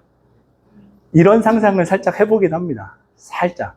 어떻게 보면은 굉장히 상부상조를 잘하면 굉장히 강한 나라가 될 수 있을 거라고 저는 생각을 하거든요. 막연하게라도. 네. 왜냐면 분명히 큰 메리트가 있을 거예요. 군사적인 메리트라는 부분도 분명히 있을 거고, 지리적인 메리트라는 것도 분명히 있을 거고. 대신에 이제 만약에 정말로 그렇게 간다고 하면, 지금은 아무도 신경 안 쓰죠. 왜냐면 일단은 그 두 나라의 극우 정치인들이 다 싫어하니까. 해당 국가의 극우 정치인들은 다 싫어하니까. 일본은 우리나라 싫어하고, 우리나라는 일본 싫어하잖아요. 극우 정치인들 둘 다. 근데 정말로 만약에 이게 연합이 되는 날이 정말로 온다. 왜냐면 역사라는 건 사실은 어느 순간부터는 잊혀지거든요. 그죠? 아무리 피지배 관계가 있다 하더라도 사실 벌써 지금 젊은 친구들, 예를 들어가지고 10대 정도치 되는 친구들이 과연 한일 관계에 대해서 그렇게 명확한 가치관을 갖고 있을까요? 그렇지는 않을 것 같긴 해요. 근데 물론 이제 학교에서 교육을 할 때, 교과서에 교육을 할 때 어떻게 하느냐에 따라 요즘 영향을 받겠지만, 정말로, 좀 길게 우리의 후손들을 좀 생각한다고 하면, 예를 들어서 교육감 같은 분들이 이제 교과서를 약간 개정을 해서 그런 부분의 내용을 조금만 수정을 양쪽에서 합의해야 한다고 하면, 정말로 강한 국가가 태어날 수도 있다라고 생각을 해요. 사실은 어떻게 보면 그게 우리한테 더 큰 이득이 아닐까. 근데 사실 그건 이상적인 상황이겠죠. 현실에서는 그런 걸 가지고 이용해서 자기의 세를 이렇게 막 넓히려고 하는 사람들이 너무 많으니까. 또 거기에 또 관심 갖고 빠지시는 분들도 계시니까. 네, 아무튼 이런 걸 보시면 그런 데이터가 보인다는 거예요. 그러니까 분리지수가 높을수록 네. 뭐 예를 들어 가지고 왜 그거 영상 혹시 그런 내용 보신 적 있으시죠? 기사 중에 그 터키 부동산 투자 뉴스 혹시 보신 적 있으신 분 계세요? 한 2, 3년 내로? 3, 4년 내로? 나는 왜 봤을까요? 저는 보셨죠? 네, 실제로 그게 알고리즘에도 좀 떴거든요. 네, 터키에 부동산을 사면, 그러니까 터키 리라가 하도 폭락해가지고, 부동산을 사면 얼마 투자하지도 않는데, 좋은, 그죠? 수영장 딸린 집을 사가지고 이렇게 살 수 있다. 그런데 사실은, 분리지수로 보니까 여기에요. 가서 한국인이 살면은, 물론 터키인들은 한국인들을 싫어하지는 않을 것 같긴 하지만, 그래도 만약에 양국 간에 갑자기 대치되는 상황이 생겼을 때에는 한국 사람은 저기 살면 위험할 것 같은데 이런 생각 좀 드시죠? 네. 그런 아무튼 독특한 저는 그런 상상은 잠깐 해봤습니다. 자, 요거는 네트워크는 이제 불평등을 만든다라는 이 책에 여러 가지 이제 단원이 나눠져 있는데 사실 이 책의 이제 가장 메인 단원이에요. 네트워크가 이제 불평등을 만든다라는 단원에 나오는 그 위대한 개츠비 곡선입니다. 이게 위대한 개츠비 곡선이에요. 뭐냐면 한마디로 얘기하면 개천에서 용 난 곡선이에요. 네. 진짜로 개천에서 용이 날 수 있느냐라가 이제 얘기하는 내용인데 여기 보면 이제 일단 아셔야 되는 게 여기 이제 비유동성이라고 하는 건 뭐냐면 세대 간 소득 탄력성이에요. 이건 무슨 얘기냐면 부모의 자산이 많을 때 자녀가 자산이 많을 수 있는 가정 아니면 부모가 자산이 별로 없는데 자녀가 부자가 될 수 있는 확률 그런 변화를 얘기하는 건데 오른쪽으로 갈수록 그게 막힌다는 거예요. 그러니까 부가 대물림 된다는 얘기고 왼쪽으로 갈수록 부의 이제 새로운 부가 쉽게 만들어질 수 있는 나라다라고 보면 돼요. 한마디로 덴마크 같은 나라에서는 예를 들어서 부모가 청소부이지만 자녀는 어떤 기업의 회장이 될 확률이 굉장히 저런 페루나 중국에보다는 훨씬 더 높다는 얘기예요. 네. 지금 X축은 그 얘기를 하는 거고, Y축은 이제 불평등 진위계수인데, 진위계수라는 거는 그냥 불평등도를 이제 나타내는 그 지표예요. 근데 이게 어떻게 되는 거냐면 0에서 1로만 나오게 돼 있거든요. 0으로 갈수록 이제 평등한 거고 1로 갈수록 불평등한 거예요. 그래서 뭐냐면 불평등 지수가 안 좋아지고 그 다음에 비유동성이 증가할수록 오른쪽, 그러니까 지금 요 그래프 있죠. 요 그래프 그냥 그대로예요. 오른쪽으로 갈수록 부의 대물림이 굉장히 강한 나라고요. 아래쪽으로 갈수록 부의 대물림보다는 새로운 그런 부자가 쉽게 나올 수도 있고 아니면 어떻게 보면은 반대로 또 어떤 해석이 가능하냐면 이런 쪽의 나라로 갈수록 일반적인 그 서비스업군 직종들이 있죠. 그런 사람들의 차별도가 좀 더 낮다라고 보면 돼요. 그러니까 어떻게 보면은 예를 들어서 우리나라에 어떤 가정이 있는데 우리나라에서 이제 한국에서 더 이상 이제 너무 살기 힘들어. 그래서 이제 이민을 결정할 수 있잖아요. 그죠? 우리 부모님 세대에 그랬었잖아요. 그럼 이제 이민을 결정을 했을 때 예전에 막 다들 막 미국으로 기회의 땅이라고 해서 미국으로 많이들 가셨잖아요. 근데 실제로 미국은 물론 이제 그 과거 데이트는 아니긴 하지만 실제로 미국은 보시면 부모님의 부가 많아야 자녀들도 그 부가 많을 확률이 높은 나라예요. 그러니까 사실은 이 나라 가가지고 성공한다는 건 진짜 개천에서 용나는 경우죠. 더 쉽지 않은 거예요. 이런 나라, 캐나다, 호주, 스웨덴, 독일, 노르웨이, 핀란드, 덴마크 이런 나라를 가서 노력하는 게 훨씬 더 자녀가 잘 될 확률이 굉장히 높은 거죠. 네. 사회의 문이 그렇게 되어 있다는 거예요. 구조 자체가. 약간 좀 어떠세요? 보시면 한국이 한 중간 정도쯤에 그래도 위치하고 있죠? 이거 우리나라 사람이 만든 책 아닙니다. 한국이 진짜 중간에 있어요. 그래서 도민님이 호주 그러신 것 같죠? 도미니 님이 호주에 계시잖아요. 그죠? 나 그 생각 살짝 했는데, 알고 가셨을까? 이 생각. 그래서 속으로, 나는 나는 가게 되면 어디로 갈까? 막 이 생각도 속으로 그냥 해봤어요. 이거 보면서. 막 그런 생각 들지 않아요? 나는 가면 어디로 갈까? 아, 미국으로 가는 게 그렇게 좋은 건 아닌데. 막 이런 생각 드시잖아요. 지금 보시면. 근데 한편으로는 또 그 생각도 들죠. 그래? 그러면은 내가 모비 가지고 부자 되면 나중에 미국 갈까? 이런 생각도 드시지 않으세요? 그죠? 예, 그죠? 솔직해야죠, 사람들은. 그죠? 뭐 굳이 거짓말할 필요 없잖아요. 저도 진짜 그 생각했어요. 왜 미국에 선이 왜 가 있겠어요? 덴마크는 왜 선이 가 있겠고. 속으로 생각을 한 거예요. 예, 속으로. 그래, 그럼. 우리 모비, 저 어차피 전전행 들어가 있기 때문에 마음껏 발언해도 상관이 없어요. 다 묶여있기 때문에 뭐, 마음 편하게 얘기해도 됩니다. 예.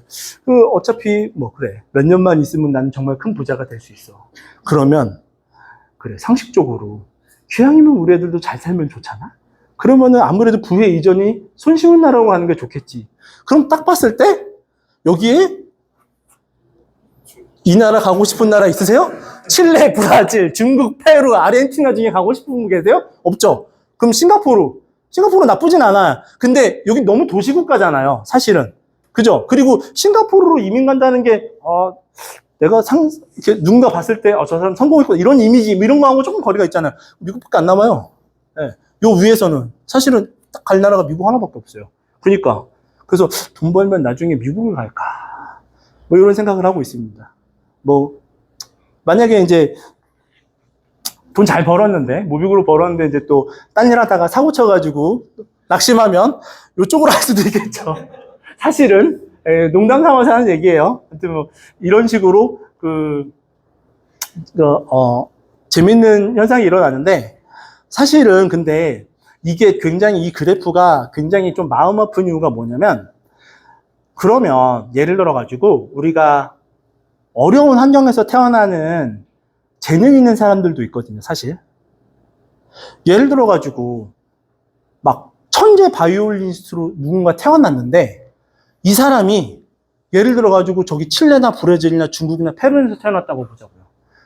과연 그 자기의 재능을 정말로 발견할 수 있는 그 가능성이 높을까요? 심지어 미국에서도 높지 않을 것 같아요. 오히려 그런 재능을 갖고 있는 사람이라면, 요 아래쪽, 노르웨이, 덴마크, 핀란드. 이런 쪽에서 태어나면 부모가 아무리 어려워도 그런 사람들이 자기의 길을, 자기의 갖고 있는 그런 능력을 펼칠 수 있는 기회가 훨씬 더 넓지 않을까요? 예를 들어가지고 미술가가 있어요. 미술가가 하나 있는데 미술적 재능이 우리 왜 어렸을 때 보면은 친구들 중에 그림 진짜 잘 그린 친구들 중간중간에 보시잖아요. 그죠? 근데 그 친구들 다 화가 되나요? 우리나라도 그러지 않죠. 근데 심지어 저 오른쪽으로 갈수록 그런 친구들이 화가가 될 확률이 높을까요? 오히려 이쪽으로 가면 그런 친구들 중에 화가가 될 확률의 친구가 더 많이 늘어나지 않을까요? 그죠? 이 그래프가 그런 얘기를 해주는 거예요. 그럼 예를 들어가지고 우리나라에서 태어났는데 편의점 알바를 하는 어렵게 사는 그런 대학생들이 있잖아요. 요즘 대학생들 진짜 등골 휘거든요. 왜냐면 부모님이 학비를 감당하는 게 쉽지가 않아가지고 본인이 알바를 많이 해야 되잖아요. 근데 알바라는 게 사실 있으면 다 좋은데 없으면 막 편의점 알바도 하고 막 해야 되잖아요. 근데 한국에서 편의점 알바하는 게 좋으시겠어요? 아니면 덴마크에서 편의점 알바하시는 게 좋으시겠어요? 그냥 대충 봐도 덴마크나 핀란드나 노르웨이가 편의점 알바에도 더 많이 받을 것 같지 않아요? 심지어요. 여기 이만큼 있죠? 아니네, 여기도 지금 그러네. 여기 이만큼은요, 우리나라보다 전부 다 GDP가 높은 나라예요. 월등하게. 아마 덴마크, 노르웨이, 핀란드 저 정도쯤 되면 우리나라보다 기본소득이 한 몇 배는 높을 것 같은데, 시간당 최저임금 자체도. 그러니까 뭐냐면, 그 기회의 문이 좀 더 많은 사람한테 간다는 거죠. 그러니까 우리나라도 사실은 그런 면에서 보면 그렇게 좀 기회가 균등하게 주어지는 나라는 사실 아니에요. 그런 특징이 있습니다. 하지만 노르웨이, 핀란드, 덴마크에 가라고 해도 전 안 갈 거예요. 춥잖아요. 굳이 추운 나라에. 어딘지 아시죠? 저 북유럽 쪽에 있거든요. 런던보다 더 높아요.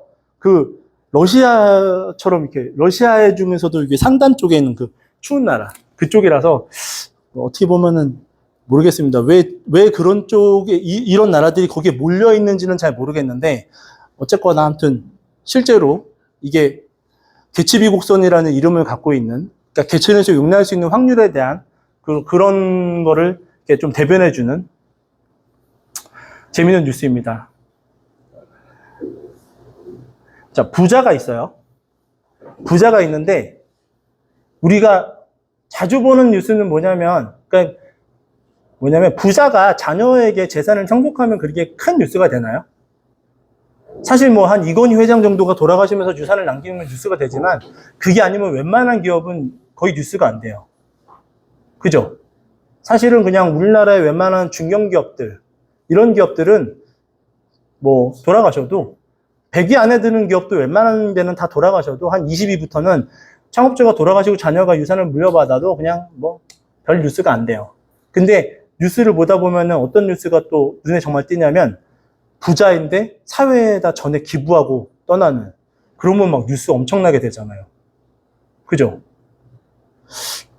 저기에서 과연 어느 나라, 그냥 여기 데이터는 없는데 그냥 그런 생각을 해봤어요. 과연 어느 나라가 그런 뉴스가 더 많이 나올 수 있을까? 부자가 사회에다 기부하고 떠나는 뉴스가 더 많이 나올 수 있을까? 과연 미국일까? 덴마크일까? 이런 생각도 해봤어요. 근데 실제로 데이터는 없어요. 저는 그냥 그 생각은 해봤어요. 어떤 나라에서 더 많이 나올까? 이런, 그냥, 만약에 학자가 있다면 그런 연구를 해보면 그런 것도 재밌겠다라는 생각이 들어요. 이거랑 연관 지어서. 그냥 그런 생각도 해봤습니다. 뭐, 재밌는 거는, 자, 이제는 진짜 재밌는 또 다른 또 얘기를 할 건데, 공정한 주택 공급을 위한 이주기회라는 그 연구를 한번 한 적이 있어요. 실제로 미국에서 했던 일이에요. 이게 언제쯤이더라? 잠깐만요. 이 책에 218페이지에 있는 일인데요. 1992년에 한 거예요. 그렇게 오래된 거 아니거든요. 90년도에 한 거니까. 90년도에 몇 년 동안을 가지고 했는데 어떻게 했냐면, 일단은 공영주택에 거주하는 4,600가구를 선별을 했어요. 그러니까 미국에서 공영주택이라고 얘기하는 건 뭐냐면, 한마디로 하면 한국에서는 이제 LH공사처럼 해가지고 이제 좀 저렴하게 이제 국가에서 도와주려고 하는 그런 공영주택에 거주하는데, 이 세 개의 그룹으로 랜덤으로 이제 4,600가구를 랜덤하게 나눴어요. A그룹은 어떻게 했냐면, 빈곤율이 낮은 지역에서만 사용할 수 있는 주택 임대 지원 바우처를 제공했어요. 한마디로 얘기하면 뭐냐면, 이 사람 A그룹은요, 이 바우처를 쓰려면 지금 살고 있던 데보다 좀 더 부자 동네로 가야 돼요. 빈곤율이 낮은 데로 가야 돼요. 그래야지만 이 바우처를 살 수 있어요. 바우처를 쓸 수가 있어요. 내가 국가에서 주는 바우처를. 예. 그리고 B그룹은 뭐냐면, 같은 바우처를 받았는데, 그냥 원래 살던 데서 써도 아무 문제 없이 쓸 수 있는 그런 바우처를 받았어요. C그룹은 아무것도 받지 못한 그룹이 됐어요. 사실 제일 억울한 건 C그룹일 거고, 이걸 받았을 때 제일 억울한 건 C그룹일 거고, 제일 좋아하는 그룹은 B그룹일 거예요.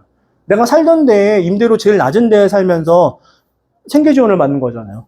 A그룹은 지원은 받는데 그 돈을 결과적으로는 다른 그러니까 사실은 공영주택에 그러니까 공영주택에 산다는 얘기는 뭐냐면, 빈곤율이, 그러니까 더 부자 동네로 갔을 때 그 차이만큼을 보존해주는 것과 마찬가지라 생활이 윤택해지지는 않는 거예요, 사실. ABC 그룹이 이렇게 세 가지가 나와요. 이해되세요?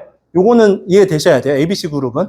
그러니까 A그룹은 결과적으로는 좀 더 부자 동네로 가야지만 이 바우처를 쓸 수 있게끔 해놨으니까 자기 생활이 윤택해지는 거는 사실은 조금 어렵고, B그룹은 그냥 살면서도 이 바우처를 쓸 수 있으니까 나한테 여윳돈이 좀 더 늘어나는 개념이니까 사실 좋았을 거고, C그룹은 좀 울음밖에 안 나오겠죠? 네. 네. 그랬던 건데, 이 사람들이 이제 결론적으로는 얘가 이제 실험이 끝났잖아요. 실험이 끝났는데, 이건 다음이고. 실험이 끝났는데, 정말 재밌는 게 뭐냐면, A그룹에 있는 가정의 자녀들이 훨씬 더 성공을 많이 했습니다. 학교도 더 좋은 데를 많이 들어갔고요. 연봉도 더 높아요. 전체 통계를 낸 거거든요. 이건 실험을 해서 전체 통계를 낸 거기 때문에. 결과적으로는 뭐냐면, 그냥 그때 당시에 만족했던 것보다는 실제로 좀 더 부자들이 있는 동네로 넘어갔더니 아이들이 더 잘 된 거예요. 재밌죠? 그러니까 우리가 은연중에 계속해서 예를 들어가지고 외곽에 사시는 분이면 경기도 살고 싶고, 경기도 사시는 분이면 서울 사시고, 서울 사시는 분 중에서는 목동 가고 싶은 분이 계시고, 목동에 계신 분은 강남도 가고 싶고, 이런 식으로 약간 그 사다리가 좀 있잖아요. 계층 간에 그 높낮이가 좀 있는데, 실제로 검증이 됐어요. 데이터상으로. 이 가정에 있는 자녀들이요, 명문대 진학률이 한 20% 가까이 정도 더 높았고요. 다른 가정들에 비해서. 그리고 실제 이 자녀에서, 여기에 있던 자녀들이 그 취직을 했을 때 연봉 총합계 평균도 더 높았어요. 거진 20% 가까이. 16%인가? 뭐 이런 식으로. 그러니까 결과적으로는 되게 그러니까 어떻게 해야 돼요? 잘 되면 강남 가야 돼요. 억울하지만 실제 데이터는 그렇게 나왔으니까 좀 거짓말하기는 싫거든요. 그러니까 근데 어떡하죠? 저 5년 동안 묶여있는데? 5년 뒤면 우리 애들 다 클 것 같은데? 아쉽죠? 아쉽지만. 네. 근데 어쨌거나 이런 데이터가 있어요. 근데 그래서 막 생각해보면 이런 데이터가 실제 존재하니까 그런 영향을 받으신 분들이 시간 선호가 자녀한테 막 빨리 뭔가를 더 좋은 걸 해주고 싶은 부모들 입장에서는 모빅을 조금 더 일찍 정리하시는 분들이 있을 수 있었겠다라는 합리적인, 저는 팔지 않았기 때문에 편하게 말씀드리는 거죠. 네, 그분들을 대변하는 건지는 모르겠지만 그런 분도 있을 수 있었겠구나라는 생각이 들기는 해요. 근데 그러면은 다 팔고 가시면 될까요? 될 것 같죠? 절대 안 되죠. 왜 그럴까요? 지금 먼저 파신 분들이 제일 괴로워요, 사실은. 그죠? 그러니까 이게 있기는 하지만 우리 모빅이 정말 무서운 거는 모빅의 그 로그 스케일을 따라가는 그 가격이 있잖아요. 그 가격이 사실은 자녀의 연봉이 20% 올라가는 거를 감내하고, 그러니까 충분히 커버하고도 남을 정도로, 그러니까 뭐냐면 A그룹에 안 가도 모빅을 잘 붙들고 있다가 자녀한테 주는 게 훨씬 더 윤택한 삶을 살 수 있을 정도로 워낙 커버를 강하게 하니까.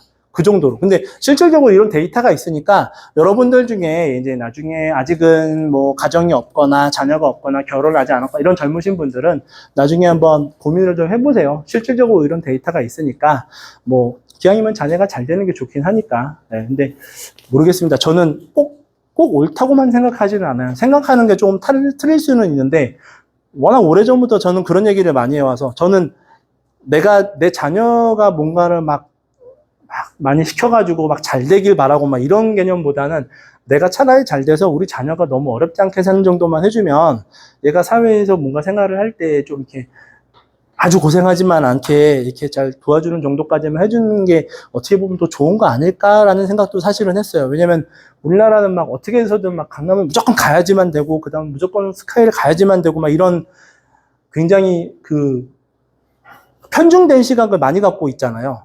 근데 아까 봤었던 이런 나라도 정말 그럴까요? 이런 나라에 있는 부모님들이 자녀가 명문대를 가야지만 성공할 수 있으니까 우리도 명문 어떻게든 그런 지역으로 가서 어떻게든 살아보고 자녀 교육을 위해서 노력해 막 이런 사람이 정말 우리나라보다 더 많을까요? 그러니까 저는 그렇지는 않다고 보거든요. 이 나라가 사실 우리나라보다 소득 훨씬 더 높은 나라들이에요. 그러니까 나라 시스템이 다르기 때문에 무조건 이게 정답이다 이렇게 말씀드리는 건 아니에요. 하지만 저렇게 하고도 잘 사는 나라도 있다는 거는 뭐냐면 이제 무조건 그게 정답은 아니다 이런 거니까 그런 이제 생각도 좀 해보시고 이제 13페이지 네, 13페이지 제가 그냥 간단하게 써봤어요. 모비코에 일어나는 휴먼 네트워크 네, 조기퇴직 여기 당사자 두 분 계십니다. 손 한번 들어보시죠. 카메라에 안 나와요.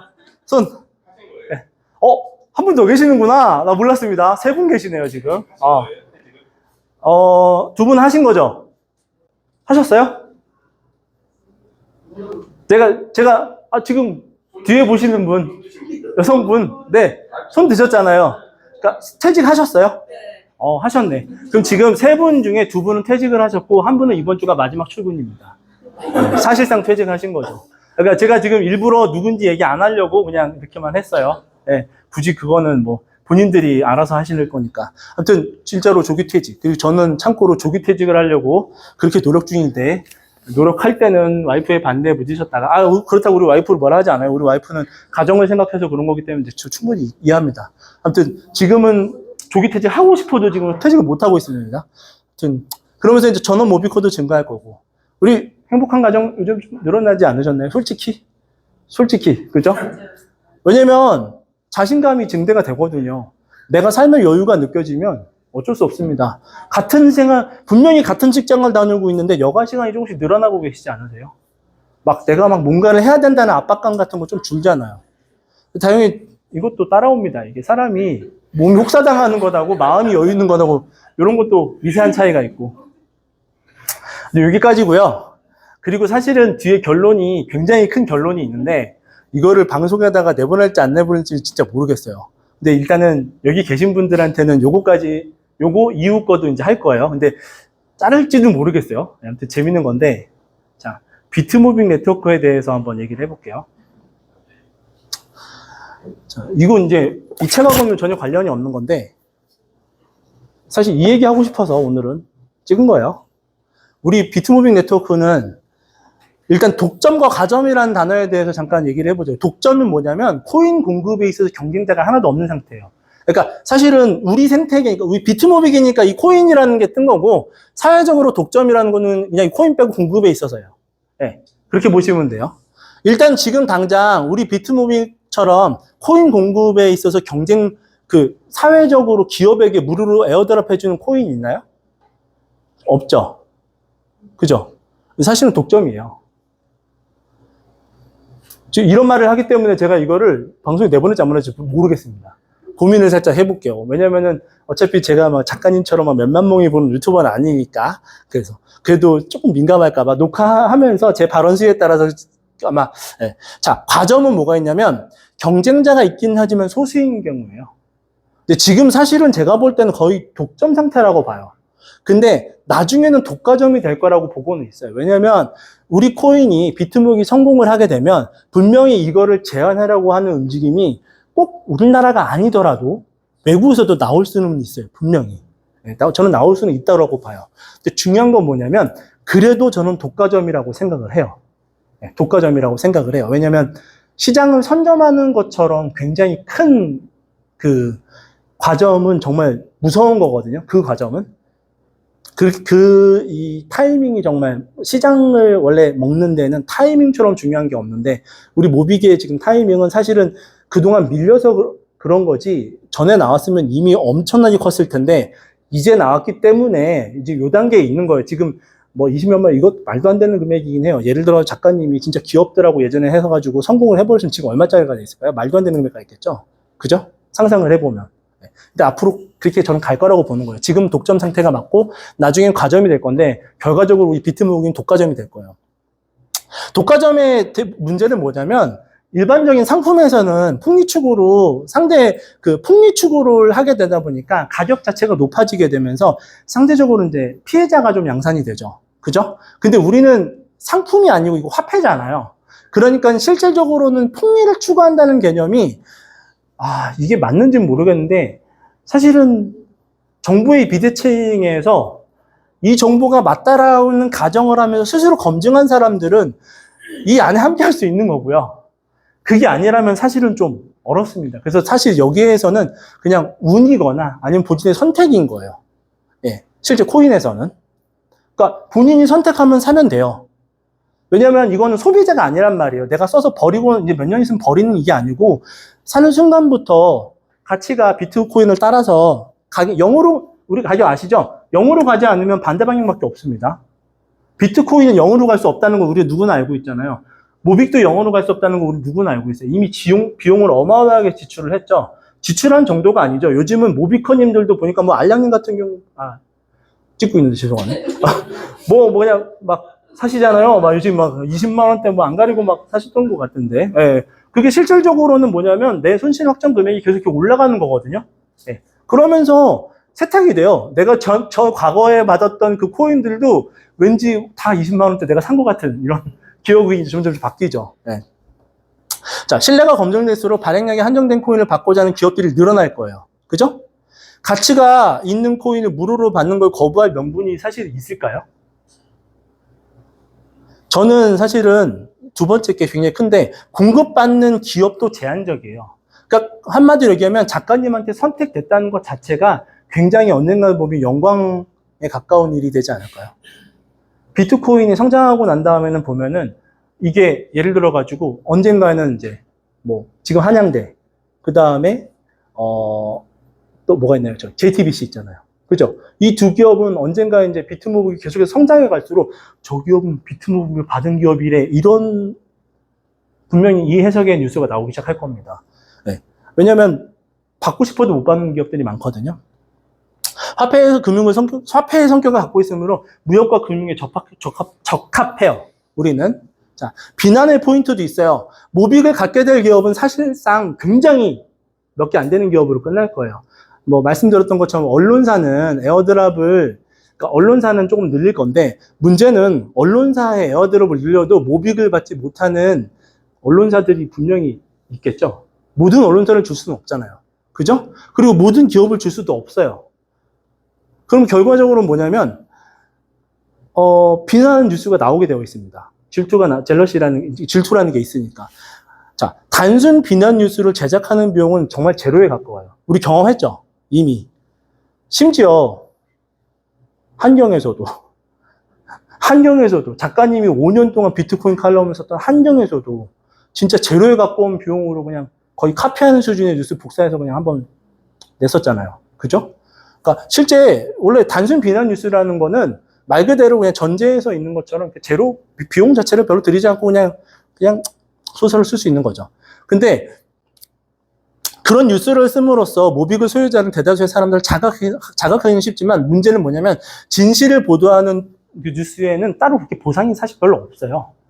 어딘가에서 진실을 얘기했을 때에는 그 소수의 모비커들이 반기는 거지 그 외에 나머지 사람들은 거기에 또 민감해지지가 않아요. 그거를 이렇게 또 보는 시선 자체가 저런 기업이 있었어? 막 이러면서 이렇게 막 그 기업을 다르게 보고 이러질 않아요. 사람이 굉장히 독특한 게 위험 신호를 알려주는 거에는 굉장히 뇌가 집중을 하거든요. 근데 그게 아니고 선행을 하는 기업에 대한 뉴스에 대해서는 좀 뇌가 아주 그냥 뉴런 자체가 그렇게 강하게 반응을 하지 않습니다. 아쉽게도. 이걸 그럼 극복하는 방법은 당연히 모빅을 소유한 기업들이 에어드랍으로 이제 참여자들에게 나눠주면서 완충 역할을 해야 되는 거죠. 뭐 예를 들자면 이제 우리 갤럭시 지금 준비 중에 있긴 하지만 예를 들어서 갤럭시를 샀을 때 모빅도 그냥 같이 받는 거잖아요. 값은 갤럭시 값으로 지불을 하고 그러면서 에어드랍 그런 활동이 좀 이어져야 되고 그 다음에 친사회적 에어드랍을 반복하면서 모빅을 소유하자는 대중과 교류를 늘려서 외부 확장에 유연하게 대처해야 된다는 게 이제 토닥토닥과 문화예술 지원과 게임과 스포츠 활동 뭐 이런 것들이에요. 네. 그래서 결론 비트모빅은 무역, 금융, 친사회적 플랫폼 시장의 독과점 코인이다. 괜찮나요? 좀 무섭긴 하지만 네. 오늘 결론이에요, 사실. 그러니까 사실은 책 내용은 이건데요. 네, 하고 싶은 얘기는 사실 저 얘기하고 싶었어요. 저 어쩔 수 없어요. 저 뼛속까지 못 빌 건데? 그잖아요. 그러니까 여러분 제 얘기를 들으실 때는 항상 주의하셔야 되는 게 있어요. 네. 마지막에 딱 깨셨지만, 네. 항상 저를 보실 때, 저랑 뭔가를 제 얘기를 들으실 때 집중하셔야 되는 거는, 저는 모빅 에어드랍을 분명히 처음부터 끝까지 다 받은 사람이고요. 저희 가족도 그렇고요. 그 다음에 저는 그 모빅을 여전히 소유 중에 있으면 던전행까지 다 참여를 했기 때문에 많은 모빅을 갖고 있는 고래 중에 한 명이잖아요. 사실 그럴 수밖에 없잖아요. 그럼 뼛속까지 모빅이기 때문에 이런 결론이 나옵니다. 네. 그래서 아무튼 우리 비트코인 프로젝트, 전에는 비트코인 네트워크라고 표현을 했고 마지막 결론은 우리 비트코인 프로젝트는 독과점 코인이다. 사실은. 그러니까 요거 잊지 마시고 잘 기억해 두세요. 아마 시간이 지날수록 굉장히 이거에 대한 어떻게 보면은 좀 외부에서 보면은 굉장히 좀 이것 때문에 비판적인 뉴스가 나올 수도 있거든요. 근데 사실은 틀린 말이 아니에요. 그래서 이게 무서운 거예요. 네. 그리고 이게 사실 쉽게 또 재현되기가 어렵습니다. 예를 들어가지고 그냥 리플이 있다고 치자고요. 리플이라는 회사가 갑자기 밑도 끝도 없이 안드로이드에다가 야, 니네 리플 줄 테니까 가져와라. 될까요? 될 것 같아요? 쉽지 않습니다. 진짜 쉽지 않아요. 우리가 독과점 코인이라고 제가 미리 벌써 자신 있게 좀 얘기하는 이유가 한 가지가 있어요. 뭐냐면 리플이 나쁘다는 이런 얘기는 아니에요. 리플이라는 회사가 있고 뭐 에이다라는 회사가 있고 이더리움이라는 회사가 있고 막 이렇게 다양하게 있어요. 시총이 높은 기업들. 사실은 근데 이 사람들은 그 가치가 있는 코인을 그 발행자 쪽, 그 주체 쪽이 많이 갖고 있는 거잖아요. 그러니까 뭐냐면 그 값이 오를수록 그 회사들은 그 주조 차익이라고 그러죠. 화폐 주조 차익. 시너리지가 올라가요. 세너리지가. 그러니까 뭐냐면 그 회사가 부자가 되는 거예요. 물론 나도 같이 좀 부자가 되지만 나는 요만큼 부자가 될 때 그 회사는 갖고 있는 어마어마한 코인만큼 어마어마한 부자가 되는 거거든요. 근데 우리는 코인의 가치가 오를수록 작가님은 아무것도 없고요. 나머지 갖고 있는 사람들이 부자가 돼요. 근데 그 갖고 있는 게 우리 소수 갖고 있는 에어드랍 있잖아요. 그거 한 몇 개였죠? 한 400만 개 정도쯤 되잖아요. 우리 실제 에어드랍 됐던 게 대략 한 400만 개 정도 되고 그 다음에 이제 던전행 들어온 게 한 160만 개 정도 되는 거잖아요. 근데 그거를 제외한 지금 수백만 개의 코인이 기업들로 가거든요. 근데 그게 세노리지가 그 기업들에 집중이 되게 돼 있어요. 이게 진짜 무서운 거거든요. 한번 맛을 들이면. 그러니까 JTBC가 작가님에게 받은 코인을 막 쓰고 싶지가 않은 거예요. 허투루 쓰고 싶지가 않은 거예요. 이게 내 돈이거든요, 이제부터. 받았잖아요. 내 돈이에요. 이게 진짜 무서운 거거든요. 네. 한양대도 마찬가지예요. 내 자산이 되거든요. 정말이에요. 이게 기업 입장에서는요, 이게 개인하고 기업하고는 완전 개념 자체가 좀 틀려요. 기업 입장에서는 이게 내 자산이다라고 딱 하는 순간부터는 물불을 안 가려요. 왜냐면 이게 이익 집단이기 때문에 이 개인의 이익의 그 이익을 보는 그 눈하고는 좀 틀려요. 예를 들어서 우리 최종 목적지인 SS 기업 있잖아요. 예, 별 3개 기업. 별 3개 기업에 이게 진짜 같잖아요. 근데 저는 글쎄 쉽게 가기는 어려울 것 같은데 우리가 아까 전에 이제 얘기했던 요런 이거 무섭거든요. 네, 게임, 스포츠, 뭐 마라톤 대회도 있고 진짜 골프 대회도 있고 막 다 하잖아요. 지금 작가님 엊그저께 라이브에서 얘기하셨잖아요. 지금 제주도에 골프 치러 가셨다고. 좋아하지도 않는 골프 치러 가셨다고. 그죠? 근데 사실 그게 작가님 다 희생하시는 거거든요. 자기 이득도 없는데 희생을 하시는 거예요. 물론 이득 하나도 없진 않겠죠. 아무래도 자기 이름을 알리는 것 자체만으로도 엄청 큰 거죠. 그때 뭐 어쨌거나 금전적인 그 직접적인 금전적 이득은 아니잖아요. 그 코인으로 인해서는. 그러니까 그런 이득이 전부 다 기업으로 가니까 진짜 무서워요. 그래서 얘는 독과점이 될 거예요. 정말 무서운 독과점이 될 겁니다. 아마 글쎄요. 이거는 사실은 제가 갖고 있어서 그런 말씀을 드리는 거기도 하지만 아마 무서운 코인이 될 겁니다. 그러니까 한마디로 얘기하면 그 마태 법칙 있잖아요. 마태 법칙. 작가님 말씀하신 가진 자가 더 부유하게 될 거라고 했던 기업한테도 그렇게 될 거거든요. 아마 이게 이제 저희 사실은 이제 프로젝트 시작한 지 이제 1년 아직 안 됐잖아요. 이제 관악산 에어드랍 날짜 이제 1년 기념일 다가오기 시작하는데 벌써 이 정도 왔잖아요. 이거는 사실은 시작도 아니라고 보고 있어요. 왜냐면은 작가님이 그 설계를 그렇게 하셔가지고 진행됐기 때문에 과연 올해 24년 그리고 25년 어떤 일이 일어날지 우리 한번 지켜보자고요. 진짜 독과점이 어떤 식으로 일어나는지 한번 보자고요. 갖고 싶은데 못 갖는 기업들의 그 시선이 엄청나게 진짜 질투가 강하게 나올 거고요. 그거를 우리는 사회활동에 환원을 하는 그런 그 달램을 줄 수 있는 그런 이벤트를 만들면서 그런 걸 누르고 그러면서 기업들은 이걸 활용하면서 이제 진짜로 무역과 금융과 친사회적인 플랫폼 되면 될 것 같습니다. 끝입니다. 와주셔서 감사합니다.